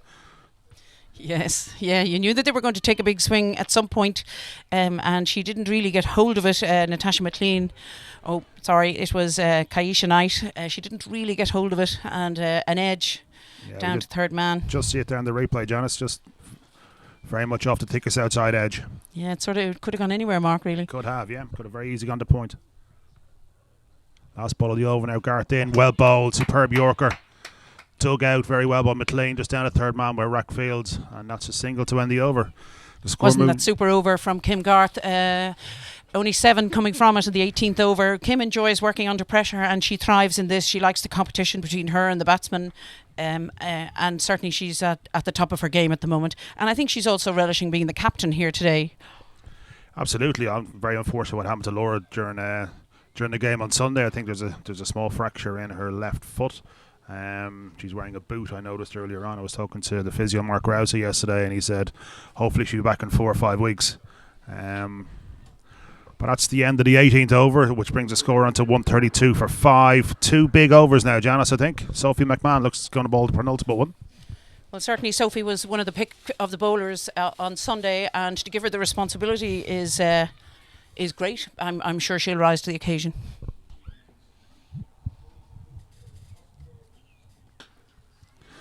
A bit short this time. Mid-off was up in the circle and it's gone over the head for 4. Yeah, super powerful shot. Here it is on replay. You can see she stepped across very slightly to give herself room and then stood there. Big swing of the bat. Certainly not really out of the textbook, but effective. Certainly played with a cross bat, all right, Janice, but very effective. Now that brings a change to the field, so deep covers come in and the long off has gone back, so Sophie's obviously looking to bowl full and straight here. Which she does, and it's just popped into the covers. Easy catch taken in the covers, and a deserved wicket for Sophie Mcmahon after the spell she's bowled so far today. Yeah, it was very nice, very good bowl. The ball just popped up. Hopefully we'll have a look on replay here. She bowled very well. She's sort of got to mature. Here it is. Nice. She sort of slowed down the pace. The bat was through the shot before the ball sort of came, and it just popped up to mid-on. It was very, very mature bowling for such a young player. It's not easy bowling at the death because you know these bats are going to come out and swing. So it showed very good bowling. Yeah, the penultimate over. So she did start off a little bit nervously. A bit of a floaty first delivery, but she came back very well there. The second delivery, much fuller, and brought the full stroke. It brings to the wicket Stefani Taylor, who's the captain, who is one of the absolute stars of the West Indian team in T20 cricket and the stars of world women's T20 cricket. She scored 75 off 53 balls on Sunday. They've sort of held her back here today because she's probably done her job. Potentially just rotating the batters around a bit, giving everyone a chance after Sunday.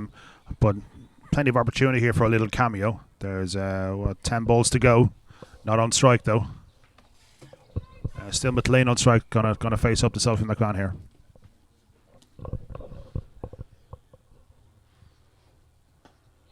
Very well bowled this time.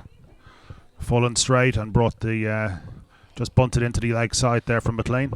to bring Stefani Taylor on strike. Yeah, it was nicely played there by McLean, just a little nudge and a very easy single. Now keep your eye on Stefani Taylor. She has an average, batting average of 35.68, which is phenomenal in this form of the game. And she's probably the top batswoman in the world.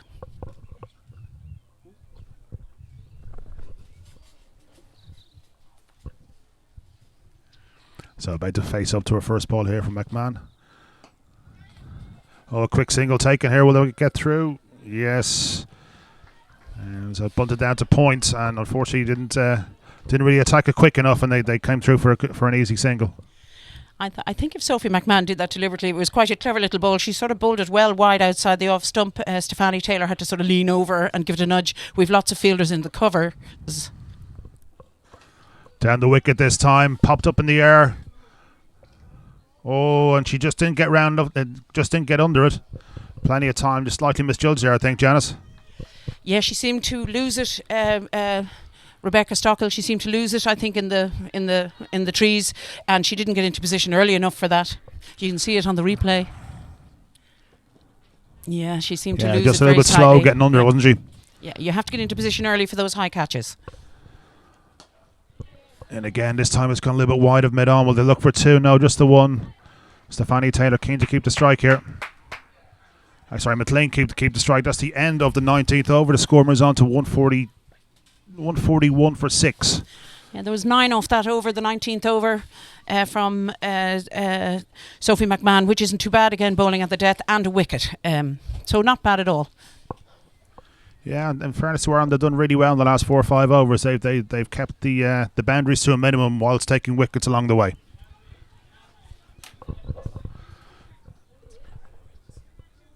So now the last over looks like Laura Moritz is going to come on and bowl it.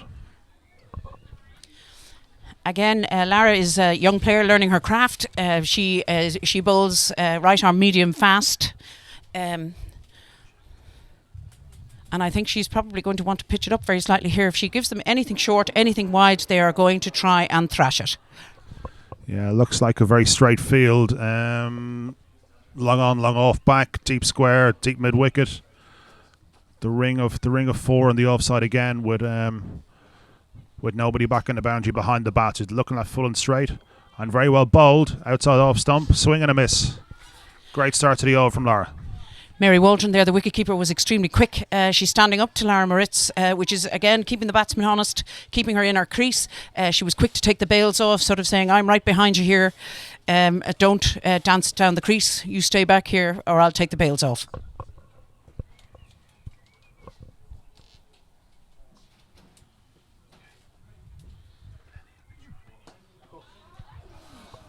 And smash into the covers there this time. Hits just over point. It was Storkel there at point who just couldn't get more than just a mitt to it. The ball does seem to be falling around a bit.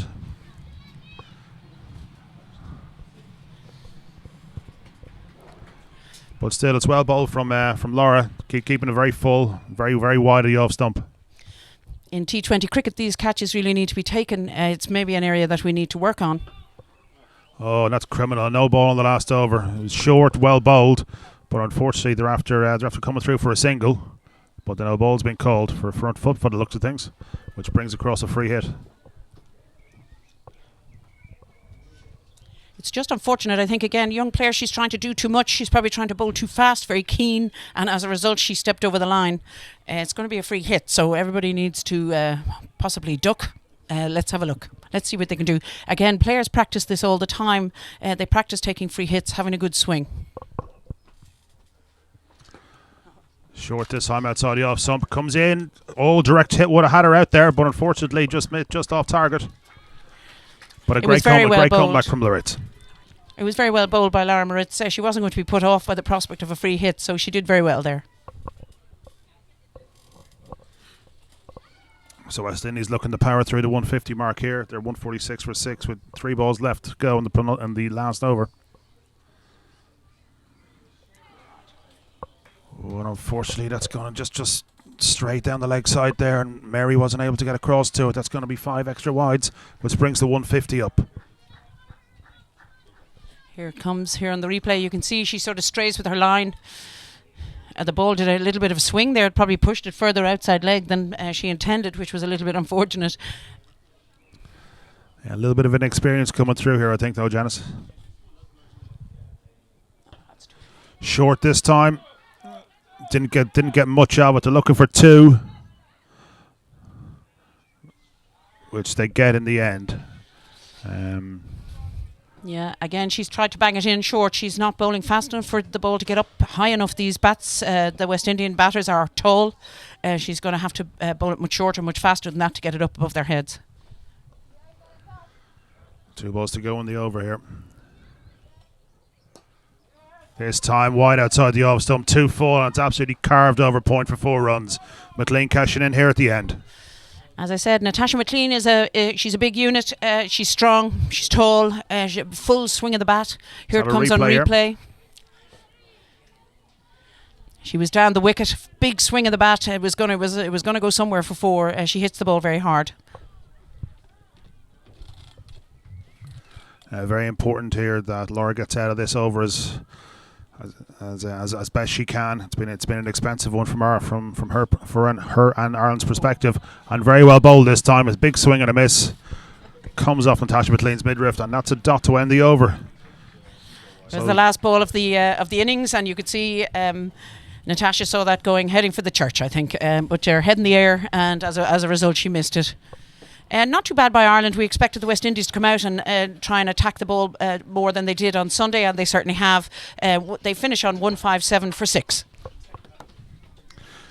Yeah, that's a decent score from the West Indies batsmen. But in fairness to Ireland, they did pull it back quite well at the in the last 4 or 5 overs. Thank you for your contribution there, Janice, and Andrew Leonard has rejoined me here in the commentary box. Yeah, thanks, Jonesy. You can see the card there. West Indies 157 for 6 from their 20 overs. Contributions all around the card, but nothing above 34. Yeah, it doesn't look like a lot of people got starts all right, but nobody really kicked on, which would have brought the score up to around 170, 180, which is probably where the West Indies were looking at from 15 overs on. Yeah, for Ireland, the bowling figures outstanding from the skipper, Kim Garth, the real pick of the bowling analysis there. Yeah, it was a fantastic spell from Kim. 3 for 22 off her 4. I was just a little bit surprised, Lenny. She didn't actually bowl the last over herself. I thought she might have bowled that herself as opposed to leaving it to Laura. Maybe she just got a little bit confused, but it was a great spell from Kim. Yeah, Kim, the pick of the bowlers. Good stuff as well from Celeste Rack, 1 for 26. Sophie Mcmahon, outstanding. Just her second T20I, 1 for 21 to back up 1 for 20 in her debut. Yes, fantastic. So from Sophie, good Leinster Club girl there. But still, I think 157 on the board is going to be a daunting enough task for the Irish girls to chase. Yeah, that's the match summary in this, the Hanley Energy T20 International Series between Ireland women and West Indies women. West Indies, they won the toss this afternoon. They batted first. They've made 157 for 6 from their 20 overs, meaning Ireland are going to need 158. Don't go anywhere though, because I've got Mark Jones with me, the Leinster Lightning manager. And this afternoon, in fact it might have been this morning, Jonesy, I think it was this morning, Lenny. The Clear Currency Irish Senior Cup round 2 was drawn. So let's take a look at all the ties. They'll just come through onto your screen here. Some intriguing fixtures there, Andrew. Yeah, so the first tie features the host club here, Pembroke. They'll play the Hills.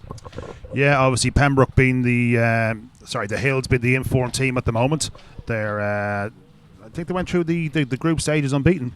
Yeah, COIMS, they're going to be playing Merrion, Rush against Instonians, Breedy against Phoenix or Eglinton. That Phoenix-Eglinton match delayed because of the tragic death up in the northwest. Clontarf against Carrickfergus, a home tie for Clontarf. Surprisingly playing in the championship this year, Jonesy.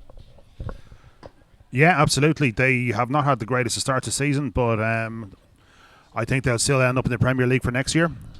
North Down against Donamana against CSNI, Malahide v Warringstown, and a good one at the bottom, Leinster against Strabane. Yeah, Leinster-Strabane is a bit of a favourite of mine. We played Strabane a number of times. Used to play them on a regular basis in pre-season friendly. So there'll be two teams that know each other quite well there. There is some intriguing draws there, Andrew. What do you think yourself? Yeah, 8 ties in the second round. We'll have next weekend. We'll have a couple of those first round ties finish off. Phoenix, Eglinton, Northdown, Donamana. 8 Leinster sides left in it. No action from Munster. The 2 Munster sides gone. I think it's also Rush's first time in a in an Irish Senior Cup quarter-final in in a last 16, a long time, isn't it? Yeah, of course, famously in a final back in the day where they lost to, I think it was Malahide back around 2000, 2001. So that's the Clear Currency Irish Senior Cup, but of course there's also the National Cup. So let's take a look at the Clear Currency Irish National Cup draw. Last 16, 8 ties to have a run through. Starts with an All Leinster one, Jonesy, North Kildare against Balbriggan. Yeah, and a bit of a local derby, that one. Moving on to Craigie versus Derryaki, another Northwest derby there as well. Turnure are hosting Downpatrick. Ardmore, Killiclody. And then the remaining 4 ties, Limerick from the Munster Cricket Union. They'll play against Railway Union, who had Kevin O'Brien out for them last weekend. Middleton against St Johnston.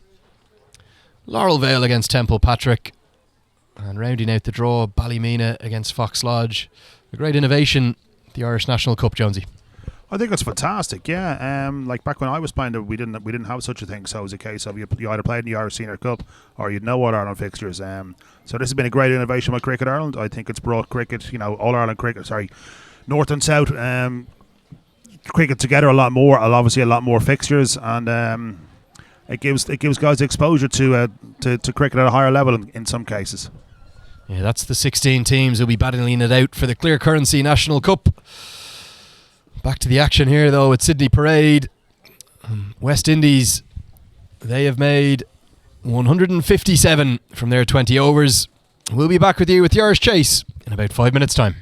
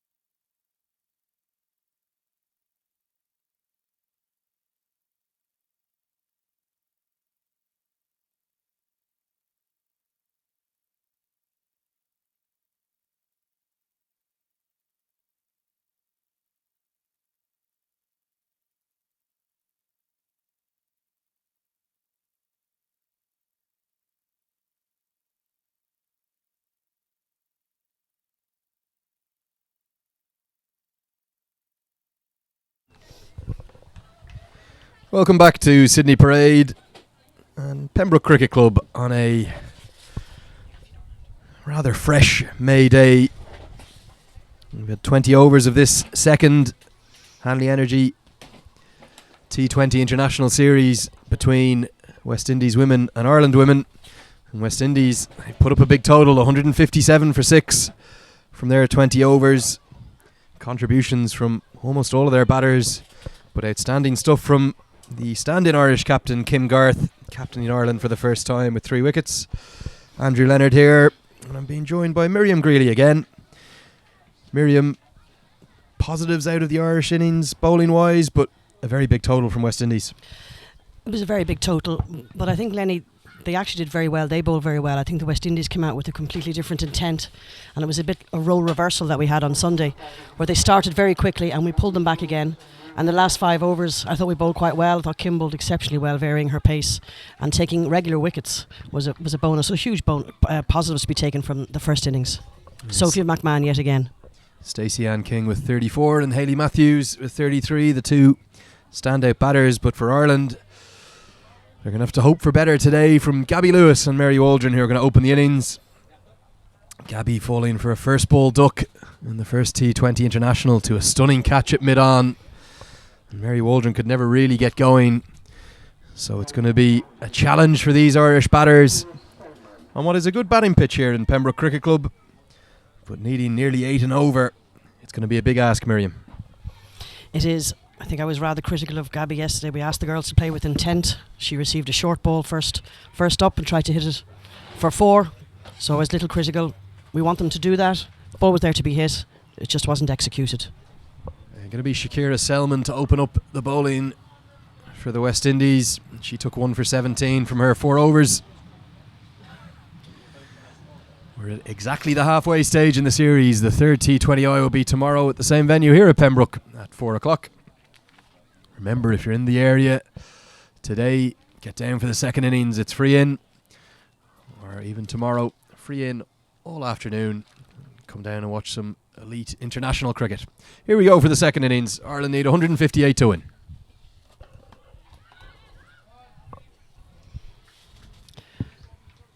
Really starting from where she left off on Sunday. Quick delivery, short of a length. Mary played defensive shot, but always looking for the single, which was good. Yeah, that pace trio of the West Indies, they were incredibly impressive in the first T20I. They were very impressive, yes. West Indies always have 2 or 3 quick bowlers with good variation. That was a little bit shorter, pushed into the covers for a single for Mary, off the mark. Good shot. Yeah, Waldron off the mark. Hit out to Shadeen Nation on the deep cover boundary. 1 of 2 fielders allowed outside the 30-yard circle for this first 6 overs of the power play. Those fielders at third man and deep cover, so no fielders in the deep on the leg side. Is Lewis going to be tempted for that pull shot early again? Well, I don't think we're going to see a full delivery, are we, Lenny? I'd say a little short outside, off stump.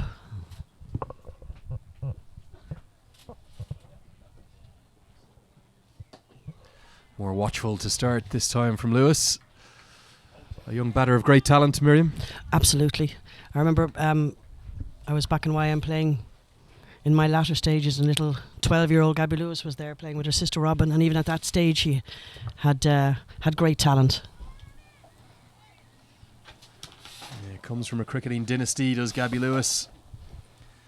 Her sister, of course, played international cricket as well.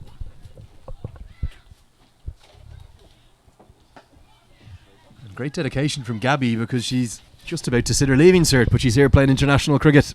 That's in the build-up to it. That's right. That's right. And she went on tour before when she had junior cert exams. So, but she, I think she took the books on tour with her the last time. Was made to a fair bit of study, but no, she just loves her cricket, Gabby, doesn't she? For our international viewers, the leaving certificate is the final exams of secondary education here. Gabby Lewis, 18 years of age, and she's away with that pull shot. She waited for it this time. Dismissed with that very shot in the first T20I. She's going to get a boundary for her this time. That was great intent by Gabby, wasn't it? I mean, it was a little bit shorter possibly than the one she tried to pull on Sunday, but that's the class of the girl. Here it is on the replay. It was a good length, actually. A terrific shot. Yeah, she does like that pull shot, Gabby Lewis. Powerfully hit through the leg side, profiting from the fact that there's no fielders on the deep, in the deep on the leg side at all. trying to perhaps bring about a change in the field with a boundary to get the Irish innings underway in this first over. Fuller this time driven pleasingly straight to Brittany Cooper at mid-off. It's going to end the first over. Ireland 5 for none. Settled in nicely, the two bats. I think Mary Waldron today, I think her job is to try to rotate the strike a wee bit. She got a little bit stuck at her crease on Sunday. She hasn't opened very often for Ireland. With obviously the retirement of the girls we had, everybody has stepped up. Mary hasn't opened in T20, so it's a learning curve for her against the quick bowlers. She's very, very fast between the wickets, but I think today she'll be trying to rotate the strike. That first T20 Ireland could only manage 75 all out. They were devastated by the injury to their captain Laura Delaney. Taken off to hospital. She was hit by a powerful blow in her follow through when she was bowling. Indeed, when she was brought to hospital, the x-rays identified a fracture, a minor fracture, so she's going to be out for 4 or 5 weeks. A big blow for the Irish side. It is indeed. I was speaking to Laura earlier on when she was on her crutches. Looked very despondent, but she's hoping to get back for the qualifiers in Scotland. Realistic, that would be her aim. Going to be spin to start with for the West Indies from the St John's Road end. Hayley Matthews will bowl her off breaks. The baseball cap still on. Keep her up to the stumps. We've seen Celeste Rack profit for Ireland in the power play bowling spin. A bit of innovation from the West Indies to start. Mary Waldron looks immediately for innovation. If the reverse sweep but can't make contact. Yeah, but it's good to see. It's good to see that Mary is trying something new to get some run. There's nobody really down there. There's a backward point, but there was room there, so good intent. Slower through the air this time. The two fielders outside the 30-yard circle there at long on and deep mid-wicket. Stefani Taylor's figures, he's got a best of 4 for 10. Hayley Matthews, sorry, best of 4 for 10, her figures. Looks for the reverse sweep, gets a little bit of contact this time, so Mary Waldron will get a single from that delivery. Yeah, it's a great string to her bow to be able to bowl these off breaks as well as open the batting, Hayley Matthews. Yeah, like we said, she's a wee bit of a superstar, isn't she? Played for the Hobart Hurricanes in the WBBL in 2018, and she's only 21 years of age.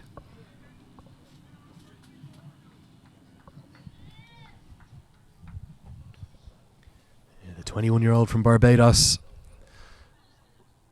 And Gabby Lewis looks for the reverse sweep because there is no one at third man, as Miriam Greeley identified. Going to be her second boundary.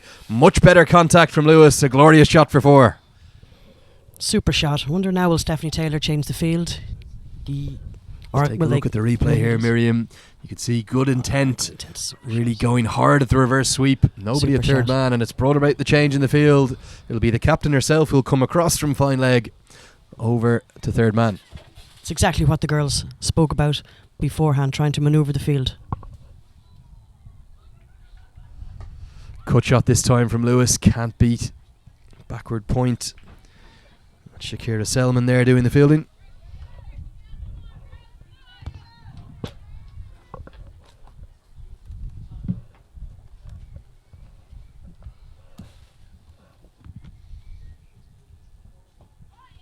Slower through the air. Hayley Matthews not wanting to give Lewis the pace on the ball that she likes to work with. But a positive over there from the Irish girls. Yeah, 10 runs from the first 2 overs for Ireland. Ireland 10 for none after 2. And let's talk about that first T20 International, please, Miriam. The Irish batting lineup really disappointing with the exception of Kim Garth. She was the only one to make it into double figures. Yeah, it was disappointing for the fact that nobody could stay with Kim a little bit and perhaps get a few runs with her. I think what they've actually discussed is trying to rotate the strike a wee bit more. I mean, they were bogged down initially by the West Indian bowlers, but I think the art is you've got to have the confidence to try to move your feet and hit over the top in the power play. Mary Waldron looking for a single, but a good piece of fielding. First slip from Hayley Matthews. West Indian fielding in that first game was absolutely outstanding. This was, yeah. Just to finish the point on the batting, if we can take more chances, you have to have confidence in yourself. Obviously, confidence in your own ability. They do these shots in nets. I know it's a completely different thing having to go out there and do it. They have the ability. So with the confidence, they'll just get better and better as we go along. And you can see Mary's intent has completely changed from Sunday. Big appeal. And a direct hit attempt from slip. Misses. Waldron lucky to survive on both fronts there. Nearly put the commentators' mock on her yet again, didn't I? Trying to work that ball round her pad, playing it towards mid-wicket. Yeah, here's the replay. Selman comes in, clearly going down the leg side. An easy decision for the umpire, Mark Hawthorne. Rather Mary played that just a little straighter toward mid-on.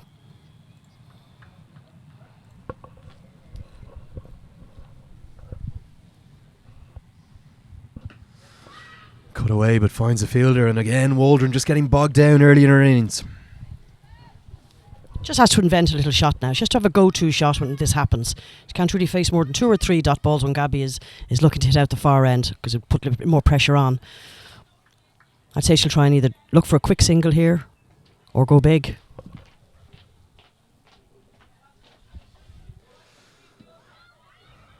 Waldron is going to get off strike, but it's going to be in the form of a leg bye. Her struggles early in the innings continue. Gabby Lewis has looked much more fluent to start this innings for Ireland.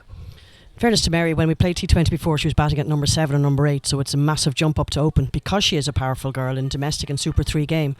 It's just the step up in bowling is that little tighter for Mary, obviously, and a little bit quicker. But she definitely has the ability to open the batting. And every match she's learning.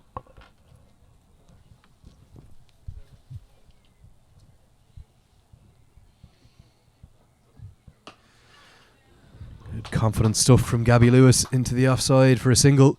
How impressed have you been with this West Indies side? Miriam, you've seen and played women's cricket all around the world. Oh, very impressed with them. I think the last time we actually got a win against the West Indian team back in 2003, it was a weird 50-over game where we got a massive total of 87 and bowled them out for 57. So we dined out on that for a few years, Lenny. The game has moved on, the women's game in particular, so much in the space of that last 15 years, though. 15, it's probably 20, but yeah. Oh, it has. The professionalism and the backroom staff and the amount of commitment the girls have to put in. We had a fair bit of commitment to put in, but it's completely different now. The television rights, the standard of the girls has completely changed from all the Australian top people, Lisa Healy, and Susie Bates, all these girls. Charlotte Edwards is probably glad she's retired now, I'd say. But a different standard of cricket completely. You talk about someone like Elise Perry, she's a global superstar now. Oh, she is. And she works terribly hard. I remember Kim played alongside her, I think, in the Super Sixes or the Sydney Sixers. And she said the work ethic that girl had was second to none. Slog sweep from Gabby Lewis, but there is protection out there, so just going to be a single. You can see a really positive intent from the YMCA opener here today. And being out for a golden duck, in fairness to Gabby, could have maybe put her off batting like she is today.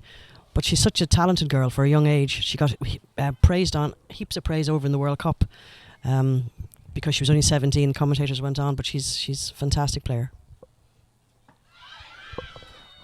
Half an appeal, but straight off the bat, as Mary Waldron looks for the sweep, it was a quicker delivery from Hayley Matthews. Clever bowling. So I could hear the bat from here. I don't. Here's the replay. Went down for a sweep. Yeah. There's a full bat on that, I think, Lenny. Slower this time. Waldron down the track. A misfield at mid-wicket. We'll get her off strike. Gabby Lewis has spent a little bit of time down in Australia as well. Beneficial to her game? Yes, there's a few of them are going out now over to Australia. We sent 4 off last year to spend 3 months to play, hopefully, first-grade cricket. And Gabby has definitely improved. And there's a lot of them hoping to go again this year. We had I think we sent 4, but 2 went on their own bat. It's a great shot again, out to deep mid-wicket. Yeah, powerful stuff, and you can see that Lewis really favours that sweep against the spinners, both the conventional sweep, the slog sweep, and indeed the reverse sweep. As well, yeah. I think Gabby's going to grow from strength to strength. Hopefully we'll get her back over to Australia, depending what she does college-wise, for another year. If she carries on like this, she might even get a go at the WBBL. And that's a sweep shot for Mary Waldron, used to great effect. Going to be her first boundary. Gets her innings starting to move. Nicely manoeuvred by Mary Waldron. Fantastic shot, Mary, yes. Nice little reverse or sweep shot. Little paddle, really, wasn't it, down to fine leg?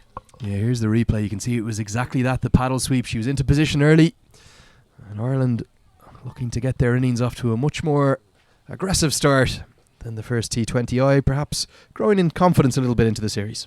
I think so. It looks like a good batting track out there as well.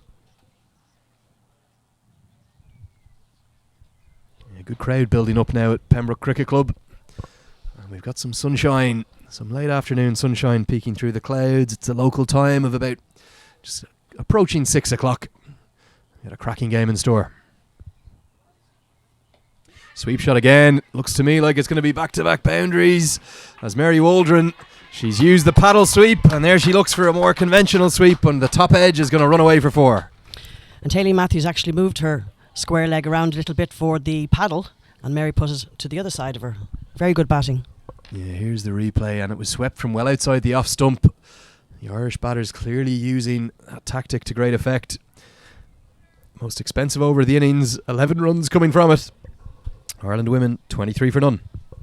It's a great start. Change of bowling from this end now. Just trying to see the number on her back.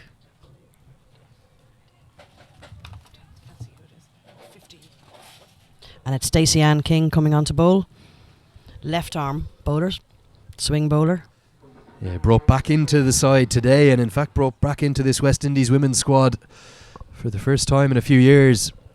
Prolific in the domestic series, in both the 50 over and the 20 over format. As we heard from the head coach, Henderson Springer, age is no barrier. The oldest player in the squad. She's going to be in to bowl her left arm swinger over the wicket to Gabby Lewis. Just a loosener there, starter with a wide. She has an economy rate, Stacey, of 6.52. She's a very experienced bowler, T20 format. And that's going to be the first wicket. She showed all her experience there. Cleans Gabby Lewis up, who was looking so promising. She's got to go for 11. She got a great Yorker, I think, really. Gabby played a little bit around it, but a good start for Gabby Lewis. It was a good knock today, but it was a very, very good ball, Yorker length. See it here on the replay. Just looked to surprise Lewis a touch. It was full and straight through the gap, and middle stump has smashed back. Stacey Ann King back into the side, the veteran from Trinidad. Super stuff from her. That's the first Irish wicket after such a promising start. Kim Garth comes to the crease now. Had a super match, getting 46 runs on Sunday. These two need to form a little partnership. They actually ran very well together, running singles for a couple of overs on Sunday. So hopefully they can. Mary looks in good nick today, and Kim can continue on in fine form. The left arm over, obviously, a different angle coming around. For the girls, they have to open up their stance a wee bit. Yeah, Henderson Springer, the West Indies head coach, was talking about the variety that they have in their attack. Being able to bring Stacey Ann King back in just offers them that something different. Left arm swing bowler.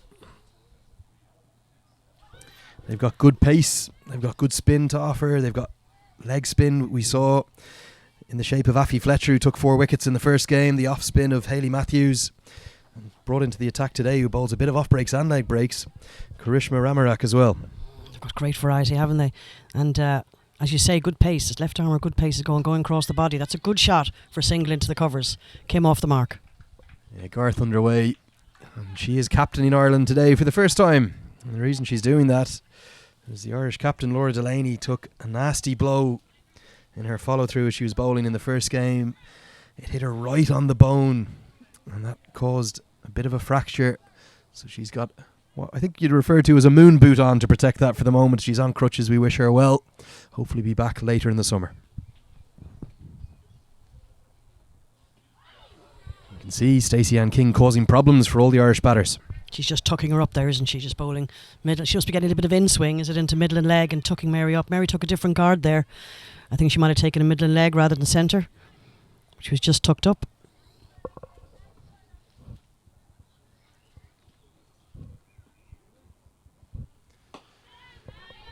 Nicely bowled, really good stuff from Stacey Ann King into the attack. Definitely a little bit of in-swing, you see from there.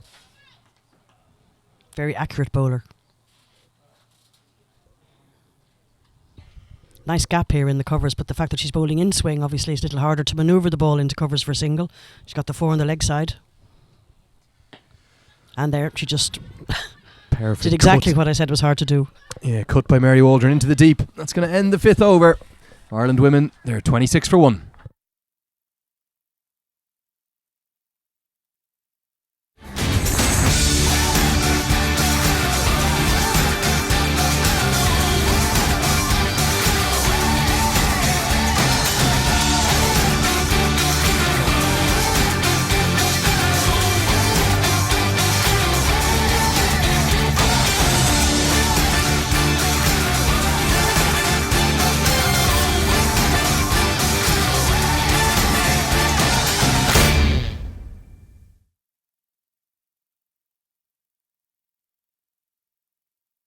And here at Sydney Parade at Pembroke Cricket Club, Ireland women 26 for 1 in the chase of West Indies 157. Kind of a change in the commentary box because I'm delighted to be joined for the first time this week by someone who's a bit of an icon, not just in world cricket but particularly in Irish cricket. Huge connection between Irish and Caribbean cricket over the years. Gus Logie, you're very welcome to the commentary box. Gus, how are you? Thank you very much. Lovely to be here. The sun is shining. A lovely day for cricket. Blue skies and gentle breezes. Yeah, so Gus, you played over 200 times for the West Indies, as we just see Mary Waldron sweep one away for 4. And talk to us about the culture of the cricket in the Caribbean and just how popular the sport is. Yeah, it's been, tremendous. Over the years, we've had a pretty good run in the early 80s and 90s. Very successful run. I think the legacy left by the Clive Lloyd era, Vivian Richards, the Richie Richardson era, these young men today are trying their best to emulate that. What we have seen is some very good performances time and time again. We want to be a bit more consistent. But at the end of the day, we love our cricket. The World Cup is on your doorstep, and we are looking forward to a really, really good time there with both the men and the women. You made your debut back in 1983 under the great man Clive Lloyd, and you went on to play under Viv Richards.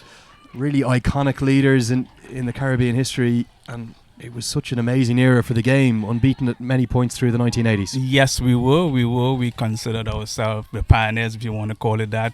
Coming on from the heels of the Garfield Sobers, the Clyde Walcotts and these gentlemen, Sir Frank Worrell. As I said before, the legacy they left for us was something that very, very proud of. I remember, talking about Irish cricket and the Sir Clyde Walcott and many of the other players came here in the early days and were bowled out for 25. And I don't think that we ever forget that. Back in 1969 in Simon Exactly. Mills. They talked about that many, many times. And I remember coming to Ireland on a few occasions playing against the Irish team, and they made us know about it, very much so. I think the crowd made us know about it. I think the officials made us know about it. So certainly, we have a good legacy and a good relationship both with Irish cricket and West Indies cricket. Yeah, there's a great synergy between the two areas. Obviously, a lot of islands in the Caribbean that make up the West Indies side, and the Emerald Island that we're on here. Can I ask you about what it was like to play in that West Indies side with the likes of Gordon Greenidge, Desmond Haynes, the wonderful bowlers Malcolm Marshall, Michael Holding, Patrick Patterson, real icons of the global game? Yeah, real icons. In fact, it really and truly was inspiring. It was, really and truly a surprise to me when I was selected to be part and parcel of such a great unit. I remember staying at home and watching the greats on my television. And in those days, you had black and white television, and you would see the Clive Lloyds, the Viv Richards, and then on your television screens. And the schools would give you the day off to go and see these icons play. Unfortunately, where I lived in the south, it was difficult to get to the Oval. So we had to play our own mock games in our own backyards. So we were West Indies against England, and it depended on, who tore the West Indies, whether it be Australia. And we would be, we tried to emulate those individuals. And of course, being in the team, was just unbelievable. Just to be there watching the guys operate, seeing how they, carry about themselves, the games, the professionalism in which they, engendered. And, we really actually looked and rubbed off on us. And at the end of the day, we felt we wanted to carry on this great legacy. What was it that made the West Indian side of the late 70s and 80s just so dominant, unbeaten for something like 11 years in Test cricket series? Well, I think apart from the skill level was the belief in themselves and belief in each other. I think we supported each other tremendously both on and off the field. Our fitness levels were second to none.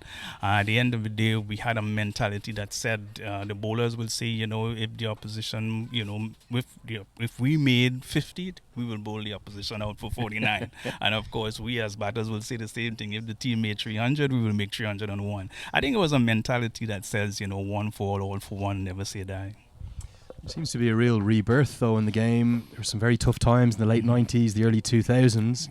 But the side has not just gone on to win a couple of World T20s and be dominant in the T20 format, but signs of real growth and positivity in the Test format as well. Yes, we have seen that. Young Jason Holder has been quite tremendous. He's endured a pretty tough time initially, but I think he's grown into the job and he has become one of the, the young statesmen, really and truly at this point in time, whom much is expected of. And I have no doubt that, the support of the other players, we will see a real lift in our cricket, not just in terms of the test matches, but the one-day games and all the T20. We do have some issues, as I must admit, in terms of the T20. Across the world, that is taking so many of our better players, and that is something that the cricket board will certainly have to address. But we do have some talent there. I'm here talking to Gus Logie, the West Indies women's assistant coach, of course, well known for his exploits with the bat and in the field for the West Indies back in the 1980s. Over 200 times he played for the West Indies. Talk to us about your role with the West Indies women. Plenty of talent in this squad that you have, and real development, 4th in the world, ranked in T20 eyes, but plenty of room for improvement perhaps in the ODI format as well. Yeah, plenty of room for improvement. We have the skill. We are our job at this point in time, together myself and Hanley, is to try our best to improve the skill level of the players, the approach and attitude of the players as well, and to try and see what kind of influence we can bring to bear in terms of the professionalism and the way they carry about themselves and their game. We do have on board fitness trainers, we have physios, we have support staff, the mental skills people at home who are working assiduously with the players to develop them to the level that we know they can. It's about them now believing in themselves and taking the opportunities that are given to them on the world stage. Yeah, we've got a good game on here in the second of this Hanley Energy T20 International Series between Ireland women and the West Indies women. West Indies made 157 from their 20 overs. Ireland 36 for 1 in the 7th. Have you been impressed by the performances of not just your side, but some of the Irish team as well? Yes, as a matter of fact, I think we've seen some pretty good players on both sides. I think the understanding of the game is what is really and truly very important. And it's how the game has grown from years gone by. I think 120 runs in a few years ago would have won you a game quite comfortably. Now we are seeing players now being innovative. The game is evolving. The players themselves are evolving. The different types of shots they are playing, the reverse. There's a bravado in some of the players, the way they play. The women's game has certainly taken on by leaps and bounds. And I think as players who have played the game in the past and seeing and what can we do, can we help influence them as best as possible, and we can support them as best as possible. I think that's what we are here to do.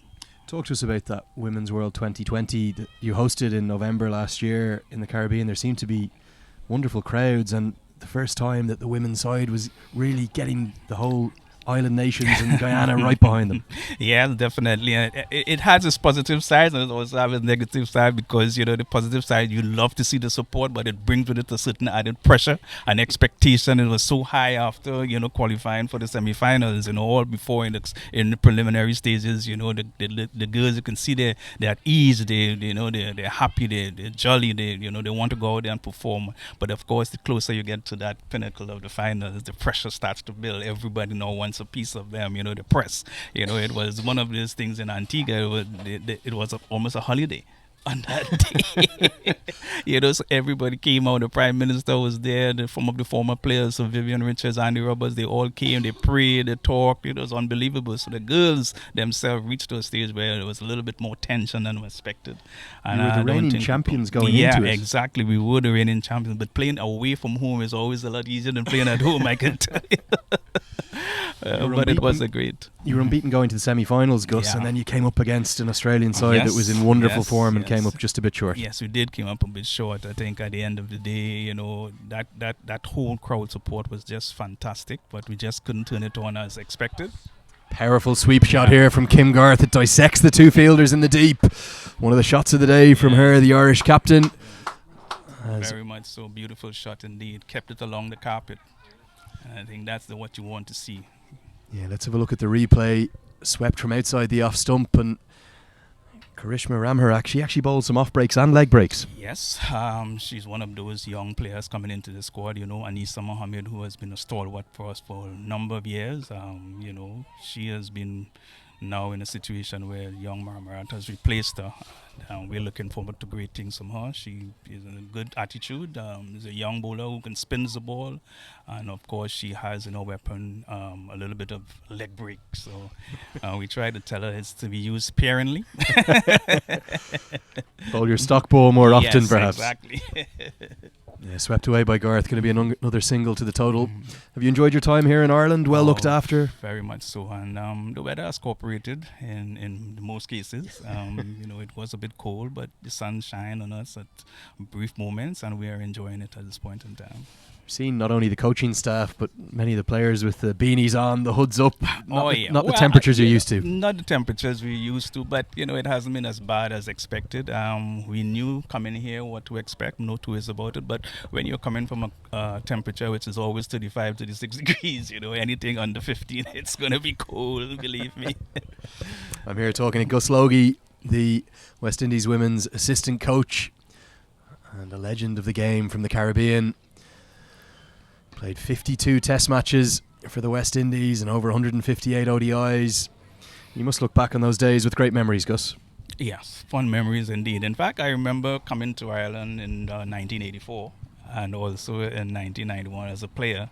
I came back here as coach as well of a West Indies team in 2004. I came back here some time ago as coach of Bermuda. So at the end of the day, the game has afforded you so many opportunities, not just to travel, but to meet and greet and see so many people and make friends. At the end of the day, that's what it's all about at times. The game in the Caribbean, as we were discussing, is experiencing something of a renaissance, but surely it's still the most popular sport. There's great hopes for the men's side of this World Cup coming up. I think the expectation is high, especially with so many of the players who were out of the system back in there again. You're talking about the Chris Gales, you're talking about the Andrew Russells. These players are now back in the fold. I think West Indies cricket is looking a lot better for it, and hoping that the relationship between the players and the board is a lot better going forward. So hopefully we can see people like the Pollards and the Bravos, and they're getting involved again in West Indies cricket at some level. Waldron clips that one into the leg side. Going to be plenty of time to get back for two. And the West Indies playing a warm-up match today, making 421. We spoke about how the West Indies women possess such devastating hitters, the likes of Hayley Matthews, Stefani Taylor. The men, Chris Gale, the universe boss Andre Russell. How good are these guys? They are pretty powerful players, hitters of the ball. One's unsung, there's no two ways about it. And there's some young players as well who are just as as powerful. Hetmeyer is a young man, young Nicholas Puran. I don't think we've seen the best of him as yet.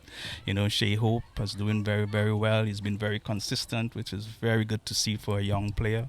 And of course, Evan Lewis, we know what he can do as well. So there are, in that particular team, there's a lot of power hitters. What we want to see going forward is players who are prepared to then do the hard grind at some stage in the tournament, whereby you lose 2 or 3 quick wickets, somebody will be able to bat through the innings, and young Hope seemed to be the person who is certainly charged to do that, and he's doing it with aplomb.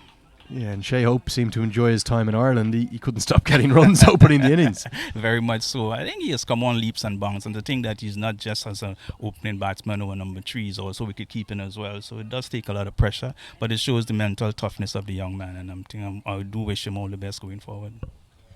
What is it like during a World Cup or a big tournament in the Caribbean? It seems like every island really gets behind their side. Given, just going to interrupt you, Gus, as I asked you a question. Mary Waldron, she's got to go. King claims the wicket, given LBW by umpire Mark Hawthorne. Looked adjacent to me on first look. We'll take a look at the replay here, Gus. I don't think she looks too comfortable with it. She's not too happy Left arm over the wicket, hitting the back leg. She was down the track, but maybe going on to hit off stump. Yeah, a little bit disappointed at giving out, but she got to go.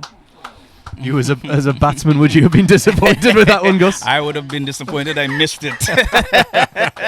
It's a good answer. The politician's answer from Gus Logie. Not going to criticise the umpire correctly. But Mary Waldron, she's got to go. It was a promising innings, 25, second best of her T20I career. Gets Ireland off to a reasonable start, but just falling behind the rate a touch. Talk to us about this series as preparation for you and your squad about to go over to England.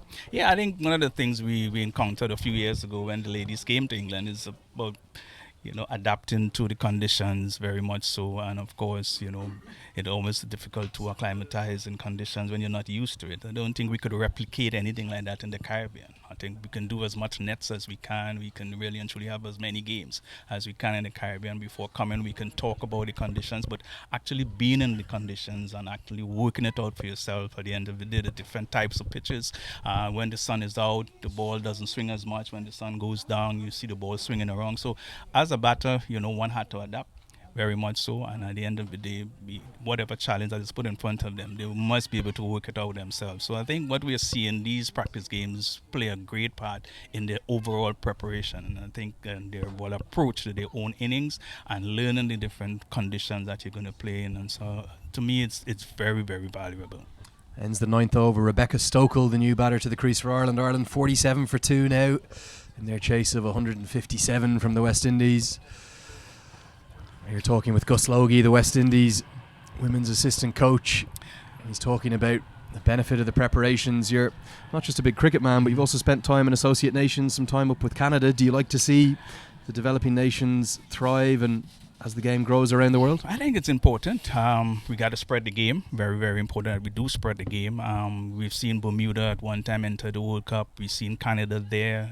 Ireland itself has benefited from being there. Now you're test status, so that's important as well. You're going a notch up. So it helps, and I think the more we can broaden the game to the general population and make the game a worldwide sport. You know, I think when you look at football, the Football World Cup, there's so many teams involved. Cricket still have a long way to go. You know, but I think it has the potential, it has the fan appeal. At the end of the day, it could be exciting, especially this format. This is a format that can take us to places like America, where the market is a huge market, to places like China, you never know. So I think we need to keep spreading the game, and spreading the game both at the men's and the women's level. There must have been nerves in the Caribbean having to go through a qualifier for the first time in their history, having played in the 10 previous editions of the Men's World Cup. They only just squeezed through. They could have gone down to Scotland. Duckworth Lewis saved them a little, perhaps. Yeah, I think we had a bit of luck in that series, not only against we talk about a situation where even Zimbabwe at one time looked as if they could have qualified as well. So, yeah, it was touch and go, but we're all happy that they're there. And I think with the team that's in England at this point in time, I have no doubt that they're one of the favourites, even though they're dark horses, but I think they're still one of the favourites to at least be in the top 4 coming down to the end of the tournament. Yeah, certainly perhaps many pundits outside bet for the Men's Cricket World Cup, the likes of Chris Gale and Andre Russell, so well led by Jason Holder, as you said. Just need to ask you before I let you go, Gus, some of those names you played with, Courtney Walsh, Curtly Ambrose, Patrick Patterson, all these big giant fast bowlers, and then the small diminutive Malcolm Marshall. Who was the best of the lot? Who did you love playing with the most? I think there was a combination. When I just started, we had 6 of the very best. We had Sylvester Clarke, we had a guy called Colin Croft, we had Andy Roberts, we had Michael Holding, we had Joel Garner, and, as you said, Malcolm Marshall. I don't think you can get another 6 that is as good as they were. I think they all brought something different to the table, and I think one of the things I admired from an early age was when you actually played in a team with them.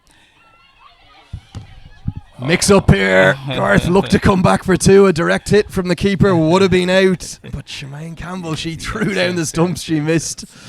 And carry on, Gus. Yeah, you played with those guys. They let you know just how tough international cricket was when you face them in the nets.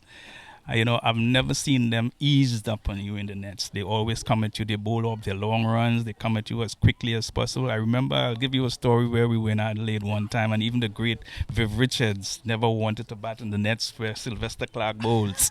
Because, so we used to have to shuffle around our batting to suit, but these guys will bowl at you. And we had to one day talk about, how dangerous they bowl at us in the nets. And they used to tell us, look, wear a helmet, put on a chest pad, put on an arm guard, because when you go out in the middle, you cannot tell Dennis Lilly nor Thompson exactly how fast or how short or how full to bowl. And of course, Viv Richards never wore a helmet throughout his entire career. Exactly. So, he was one of a kind, there's no two ways about it. But the intensity of the training sessions really prepared you for what happened out there in the middle, because we felt the harder we trained in the nets, it was easier for us out in the middle when we played. So possibly it's a lesson for the young people today.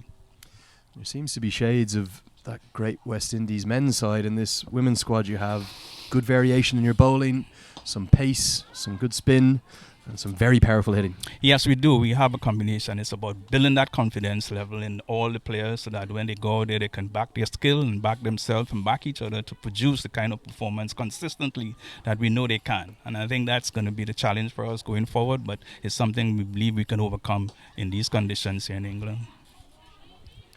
And they've got a challenge on here because Ireland captain Kim Garth, she's in form, just coming off her T20 International best. with the bat.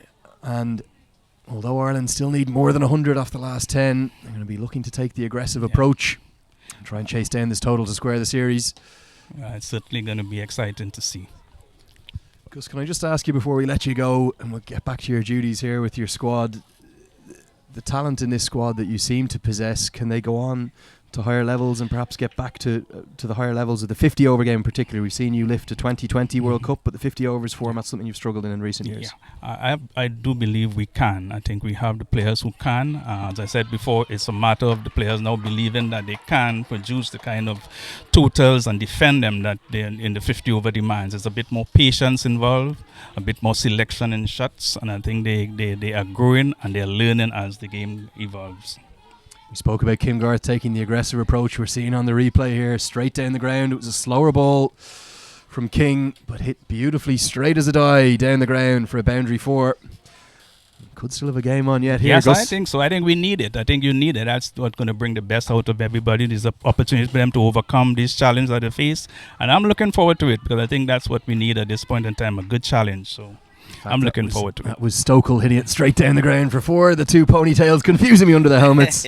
But I just want to thank Gus Logie and pay a big tribute to him. Wonderful to have you in the commentary box. Wish you the rest Thank you very much. best for the rest of the series. Lovely to be here. Thank you.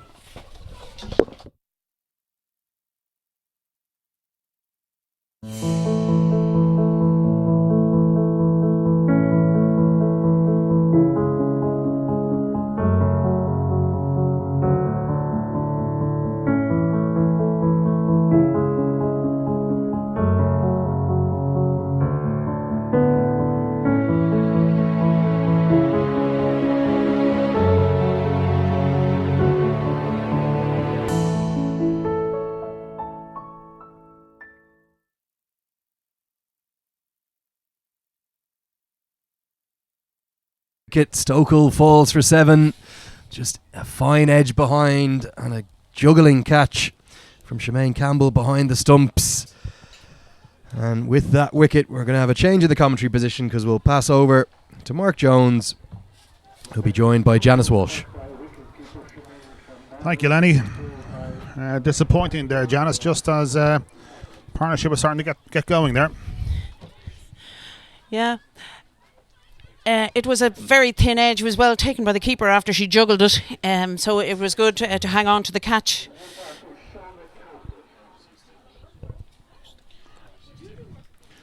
And the new batsman for Ireland is Shauna Kavanagh. Coming in with Ireland needing 97. 10 tens at this stage. I think we came into the commentary position on Sunday and tens were needed as well, Janice. Yeah, it's sort of a tall order with the quality of the bowling that the West Indies have. But again, our bats need to dig in and possibly rotate the strike, play some shots.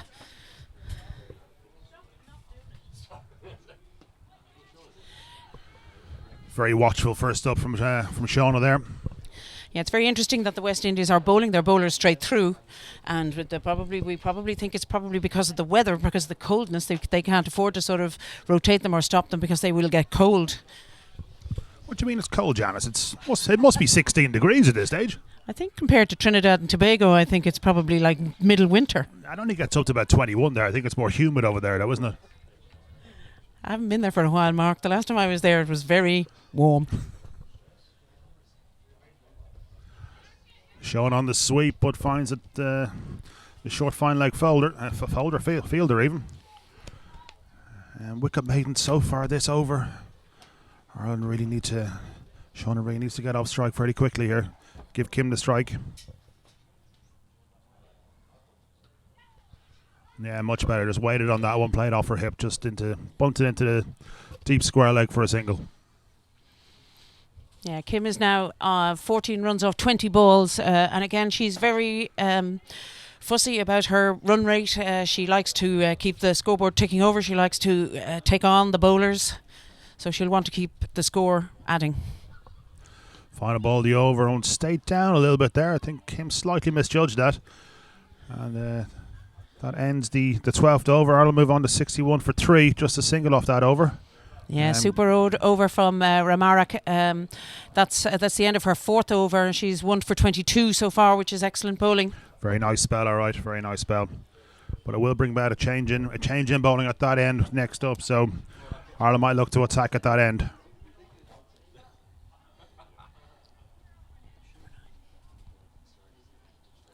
And there's a change of bowling now, and it's Fletcher coming on.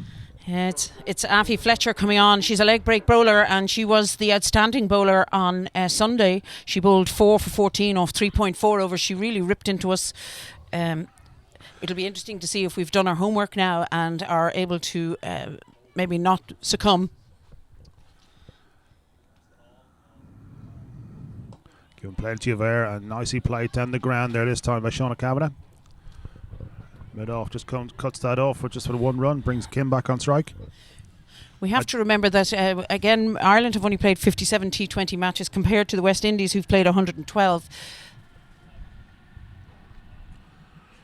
Ooh, bit of extra bounce this time from Fletcher. Kim on the back foot trying to punch that one through the vacant point area, but a swing and a miss.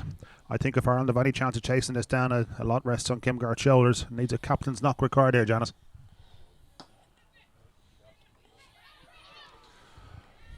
Oh, a little bit fortuitous there. Was a bit of a misfield from mid-off. Clean pick up and throw there, and Kim could have been out by half the wicket. Yeah, it was a little bump situation, maybe a tricky single.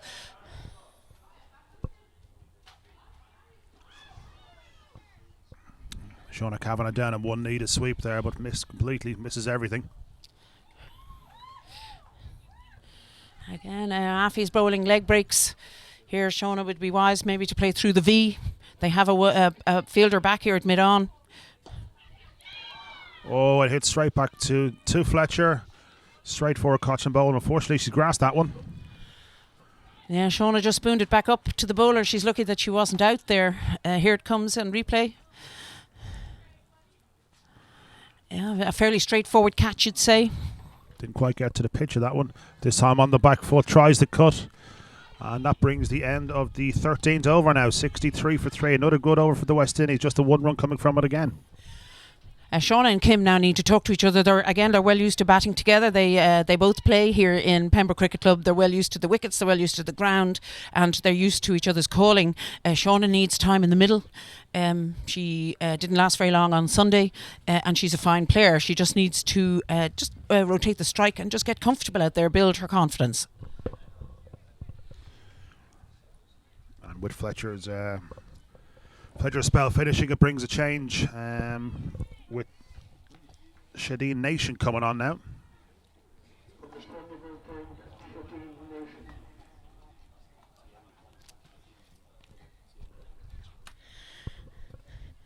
Shadeen Nation has an economy rate of 5.88 in T20 cricket and a best of 2 for 14.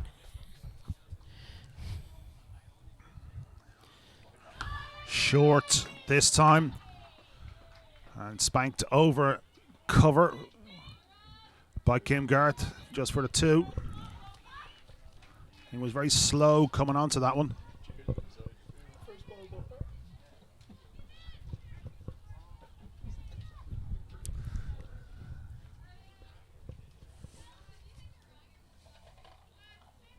Short again. Oh, and didn't beat the short fine leg fielder. Potential for a run out again there. Taylor just with the wayward throw. Yeah, it was an interesting run. It went straight to Taylor. It didn't go with the speed that possibly Kim Garth would have liked, and they took a cheeky single. Not quite sure there was one there though, Janice. No, it was quite dodgy when you look at the standard of the West Indian fielding. Big appeal this time, and yeah, the finger goes up. Shauna Kavanagh, I think that actually hit the back leg. And the umpire with no hesitation, Fletcher with her first wicket. Sorry, not Fletcher, Nation with her first wicket. Yeah, it looked like a straight ball that Shauna tried to play down to leg. Here it is. You can see she turned square, trying to work the ball round to the leg side. And it sort of went straight on, and she looked plumb. Yeah, it just looked like she was trying to give herself a bit of room, trying to get that front leg out of the way to swing it to leg. But unfortunately, no connection, and off the back foot, absolutely stitched. Which brings great delight to the West Indians. Do you think they're out there dancing, just trying to keep it warm, Janice? Yeah, they certainly seem to celebrate that one. Maybe it could be Shadeen Nation tried something new. it certainly worked this time. And the new batter for Ireland is Una Raymond Hoey. Coming in with her team at a spot of batter here, 66 for 4 off 13 and a half.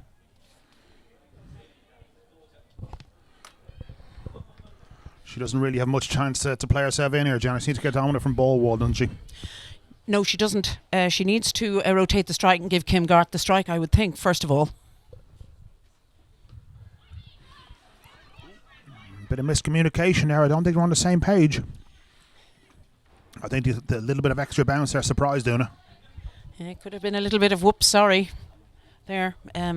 Just a fraction of a bit of yes, no, oh dear. But it shows that Kim Garth is trying to get on strike.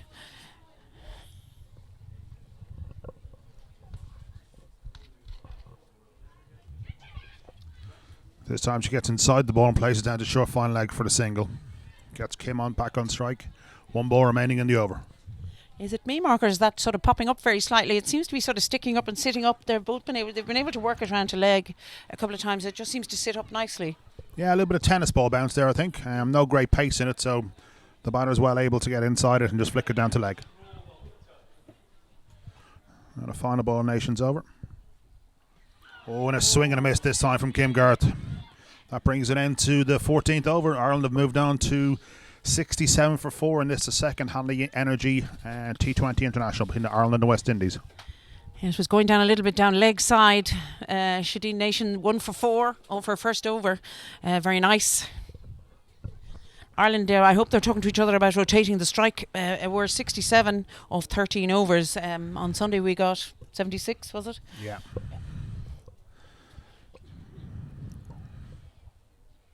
Yeah, it's going to be Fletcher to continue.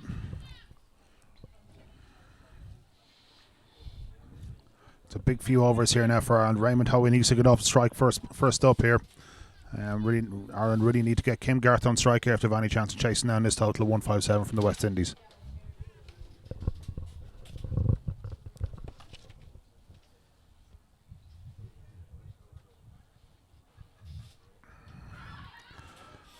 Oh, and giving herself a little bit too much room this time, Una Raymond Hoey, and she's been bowled around her legs. Oh, that's a shame. That's a shame. She's not picking the wrong line and bowled round her legs. Our bats need to they need to stay in, support Kim Garth. Maybe not trying to hit the ball so much, trying to nudge it around. Yeah, we've just seen the replay here. Pitch actually just pitched outside leg. She didn't try and give herself that much room, but pitched outside leg, spinning and taking the top of leg stump. Very well bowled, actually. Nice bit of spin. It came back quite a bit, Mark, I think, because it pitched well outside leg stump.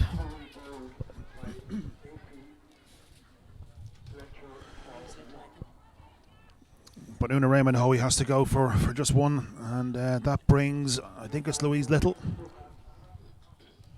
Louise Little to the crease in her second T20 International. Yeah, it's a big ask now, unless we can give Kim Garth the strike. And I would think that's what the instruction should be. Push the ball for single, get Kim on strike. Yeah, you'd like to think that's what the coaches are telling each new batter as they go out. Just get your one, get down the far end.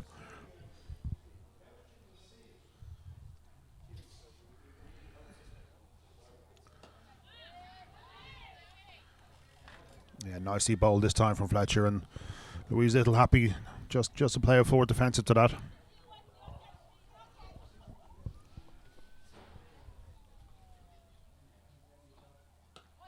Inside off stump, punched into the covers, but straight to point for no run again. Well, she's not afraid to play her shots, Louise Little. She stepped across her crease very nicely there. She got into line, played it nicely off the back foot to point. Kim looks like she's a little bit frustrated though at the non-striker's end. There's Fletcher in again now. Again, there's a little bit of a lack of intent there, Janice, from Louise, isn't there? She's just happy just to survive. Yeah, I do think they're obviously aware of Afi Fletcher's figures from Sunday, 4 for 14 of 3.4, which is phenomenal bowling. Oh. Down the track this time. Same. Lofted, straight down to mid, long off, and that's out. That's exactly the same way she was out on Sunday. She came down the track and hit it straight to mid-off. Yeah, a little bit of a carbon copy there. Very disappointed. You can see on the replay here, She got to the pitch of the ball nicely, but just not enough batting it, and it's straight down long off stride, who rarely had to move. Again, Louise is 15. Louise Little is 15. I think once she grows and gets stronger, that type of shot, she's going to be whacking those over the boundary. You'd like to think so. But unfortunately, she has to go now, this time for a duck, which brings Sophie Mcmahon to the wicket. But the batters did cross, so again, Kim just gets to face one ball on this over, which is a double wicket maiden so far. Really not what Ireland needed in the 15th over. Oh, and that lands just short of extra cover. Kim popping it out there, kind of unsure whether to go through with the shot or not. And the ball just loops to extra cover, who seemed to be on her heels at the edge of the circle there. Yeah, Shadeen Nation didn't seem to go for it. Maybe it was because it was landing on the mat. Maybe she was concerned about having to go onto the mat, a little bit uneven. But if I was the bowler, I wouldn't be happy with that. She could have made more of an effort, I think, to catch that. Correct, but still a fantastic over from Fletcher. One run on just the 2 wickets this time. Brings the score on to 68 for 6 after 15 for Ireland. So you can nearly say the game is gone at this stage, Janice. Yeah. Aoife Fletcher's figures are now 3 for 2. I didn't think she could get any better than Sunday, but she certainly has.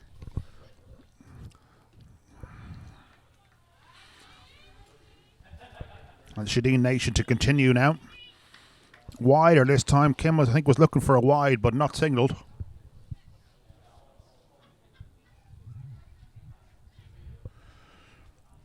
Kim is surveying the field now, looking for gaps to find that boundary. She moves across to the offside, trying to give herself a bit of room. Didn't get a whole lot of that, and ended up just inside edging it out to deep square for 1, bringing Sophie Mcmahon on to strike. Spend time out there, take on the bowlers. Kim is not one to sit back and do nothing. She is going to try and take on the bowlers. She's going to try and keep the scoreboard ticking over. She wants to do better than she did yesterday or on Sunday. That's always her goal.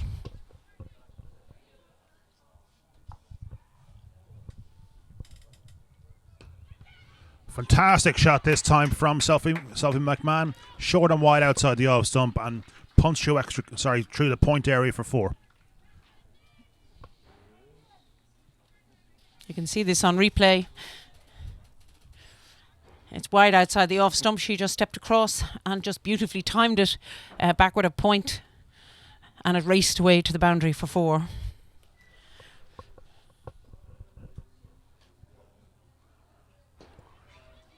A little bit slower, a little bit fuller this time from Nation. Punch back to the bowler, who slightly misfields it, and they're able to go through for 1, bringing Kim Garth back on the strike. This is invaluable experience for Ireland, who are using this series to gain experience before they go to the T20 World Cup qualifiers in the end of August, early September. They have this series, and they have a series then in July against Zimbabwe. All invaluable experience.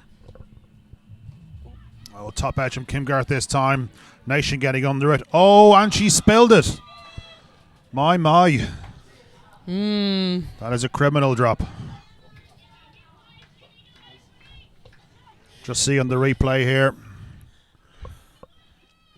A little bit of a slower delivery. Kim trying to with the slog sweep trying to go over deep square and completely getting under, on a very poor drop there by Shadeen Nation. Yeah, she looks disgusted with herself, doesn't she? She is. She called for it. The wicket-keeper was coming, but she called for it and then dropped it.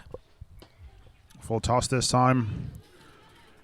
Back to the bowler, who dives and half stops it. And cleaned up there. So that's the end of 16 overs. Ireland moved on for 75 for 6. There was 7 off that over from Shadeen Nation. Sort of a mixed bag. Certainly, we could all say that there should have been a wicket. And with that brings a change to the commentary box. Again, Janice, thank you very much. And joining me is Andrew Leonard. Pleasure. Thank you. Yeah, thanks, Jonesy. And unfortunately, that little stint with you and Janice, seen Ireland's innings fall into disarray. And it could have been even worse if that catch was taken off Garth. But really playing for pride now in the last 4 overs, looking to maybe try and get up over 100, Jonesy. Yeah, I think that's what they should be looking at this stage. Hopefully Kim can can guide Ireland through to just over 100 this time, put a little bit more respectability on the scoreboard.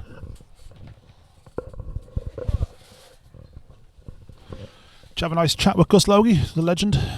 Yeah, brilliant to hear Gus's thoughts, not just on this West Indies women's side, but indeed his career. What a legend of the game. Oh, absolutely. He was part of that famous West Indies team in the 70s and 80s when I was growing up, which made me fall in love with the game. Such a connection between Irish cricket and West Indian cricket. I think, as he said, it's the fact that there's so many islands, an island nation here in Ireland, of course, as well. As Garth looks for the reverse sweep, she gets that away really nicely.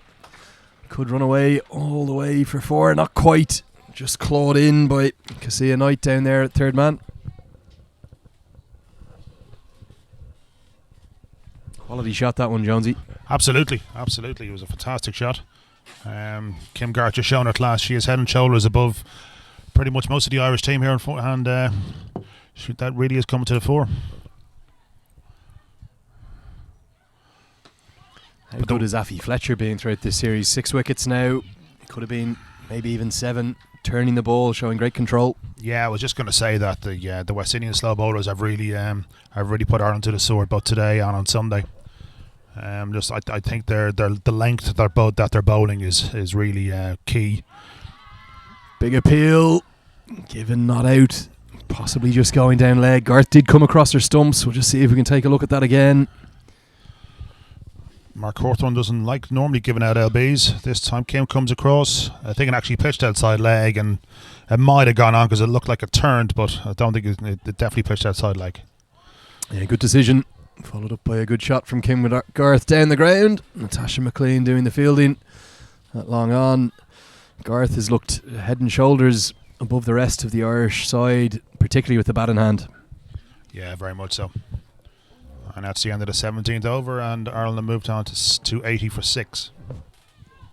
Even though Ireland will lose this match today and go 2-0 down in the series, plenty of signs of promise. Sophie Mcmahon in particular with the ball. Super stuff from the now captain Garth. Yeah, there's been some positivity to take out of the last couple of games. As you say, Kim has looked very good. Sophie's looked very good when she's bowled. I think Laura Moritz has bowled well in patches. I think Mary's keeping has been outstanding again. She stood up to pretty much all the bowlers bar Kim, where she probably could stand up to Kim at times if that was required, which is a great thing to have, and it's something that the coaches could look at. You know, get Mary up to the stumps and just bowl one good area and basically try and defend that area. Garth looking for the scoop shot. She gets it over third man in the circle. Great roars down the wall for the local girl that Kim Garth is. What a shot that was for 4. Was that off the back of the bat, Lenny, do you think? Or a reverse? No, I think it was straight off the face of the bat. She was looking to go over fine leg, but scooped a little bit like Owen Morgan did back in the day. Reverse, yeah. For the first time, she stepped across, looked to go over fine leg, but as the ball was wide outside the off stump, just opened the face of the bat. Sensational stuff from the Irish captain. And a wide this time. See, that's what happens, Andrew. You put the bowler under a bit of pressure, and all of a sudden it's a different game. Yeah, that's what Ireland have really struggled with. They've really struggled to rotate the strike, to get the in batsman on strike. Anyone new coming in has taken 2 or 3 balls and then played a big shot and either got out or just got the one off it. And looks for the scoop again, going to just beat the sprawling dive. I think it's Natasha McLean at third man. Back-to-back boundaries separated by a wide. Brilliant batting from the Irish skipper. And it's brought Landry Leonard to his feet as well, which is great to see. Yeah, just trying to get a better view of the action because looking to use the pace and a little bit of a reverse scoop again. Paddle again. Got plenty of left hand in that one, Andrew. In fact, it was Ramarek at third man who just couldn't get the dive in. She's very fine at third man, perhaps anticipating that shot right on the edge of the 30-yard circle, and Stefani Taylor's got work to do. She's ringing the changes in the field. She's holding her arms up saying, what do I do here? Well, I'm surprised they haven't brought either long on or long off back in and at least one down. This time she's gone fuller. And Garth powerful down the ground for a single. It was a career best 46 in 2020 Internationals from Kim Garth. Possibly just has a chance of exceeding that today, maybe getting her first 50. Yeah, hopefully so. Fingers crossed for that.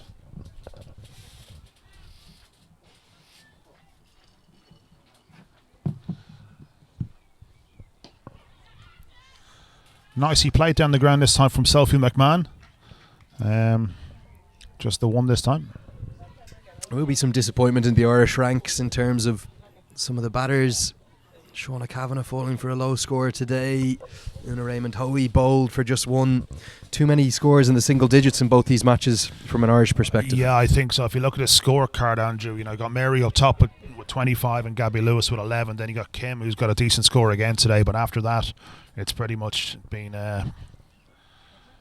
ones and twos. There hasn't really been anyone who's put together an innings to give either any of the top three any sort of support. And unfortunately has been the case. Yeah, let's take a look at that through card, this series. Because Kim Garth, the standout batter again for Ireland. She's 35 not out from 40 deliveries. Better from Mary Waldron today. And signs of what Gabby Lewis can do. Yeah, and I think Mary was a little bit unfortunate. She was a judge WW earlier on, and I suspicion there was a little bit of bat in that one. But if you look at the others, the other batters that have come in, they've none of them really have got going at all. Garth down the track to the leg spin continues. of Afi Fletcher. And there's going to be time to come back for two. Garth's going to have to get off. Just gets back for two. She really needed to accelerate her running back there. Good fielding from the West Indies. She did. She looked like she was treading water there at one stage, but it made her ground just about in the end. And a little bit of a teapot back to Sophie Mcmahon as well. I think McMahon was trying to get her skipper back onto strike, understandably. Garth's debut as Irish captain today, with Laura Delaney, of course, absent, injured. 13 shy of a maiden 50.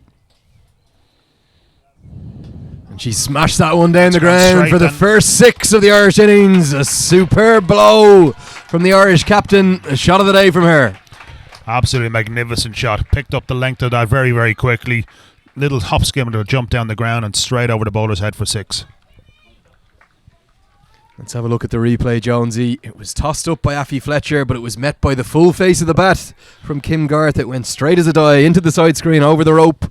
Yeah, First maximum for Ireland. I think the key to that one, Lenny, was she actually got to the pitch of that, so was able to pick it up in the half volley and just followed through nicely with the shot straight over the bowler's head for six. Again, this is putting the bowler under pressure, so let's see how Fletcher reacts. Slog sweep this time into the deep, going to be half a chance. The fielder pulls up just in front of it. I think that's Stacey Ann King out there. Deep square leg. Garth survives, moves to within one blow of that maiden 50. Do you think she could have put the dive in there, Lenny? If the game was tighter, would she put a dive in and try and get under that one? Because it was certainly in the air long enough, I thought. Possibly always just falling short. Off the outside edge and falling short again. This time of Stefani Taylor. Brings Garth back onto strike with 8 balls left in the innings. It's very politically correct of you there, Andrew. Thank you, Mark.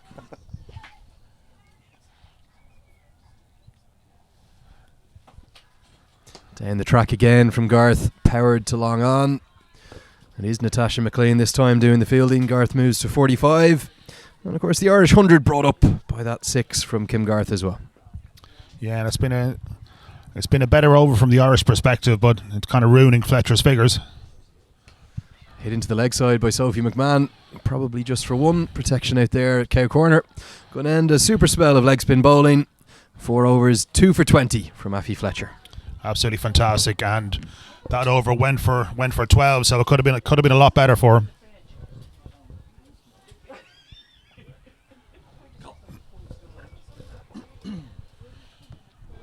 Take a look at the West Indies women's bowling figures there. Jonesy, good all-round stuff, particularly Stacey Ann King coming back into the side after a long absence.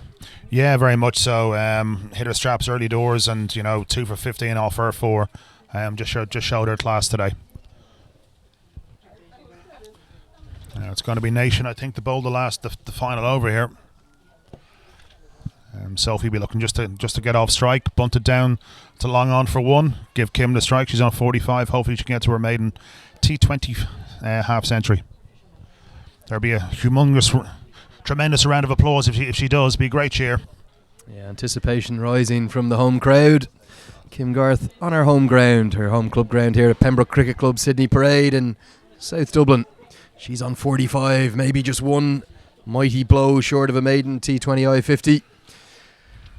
West Indies are going to run out winners here today, but some late cheer perhaps from the Irish cause. She reversed again. The keeper very, very quickly went back 2 or 3 steps. So he tried to reverse and just missed out this time.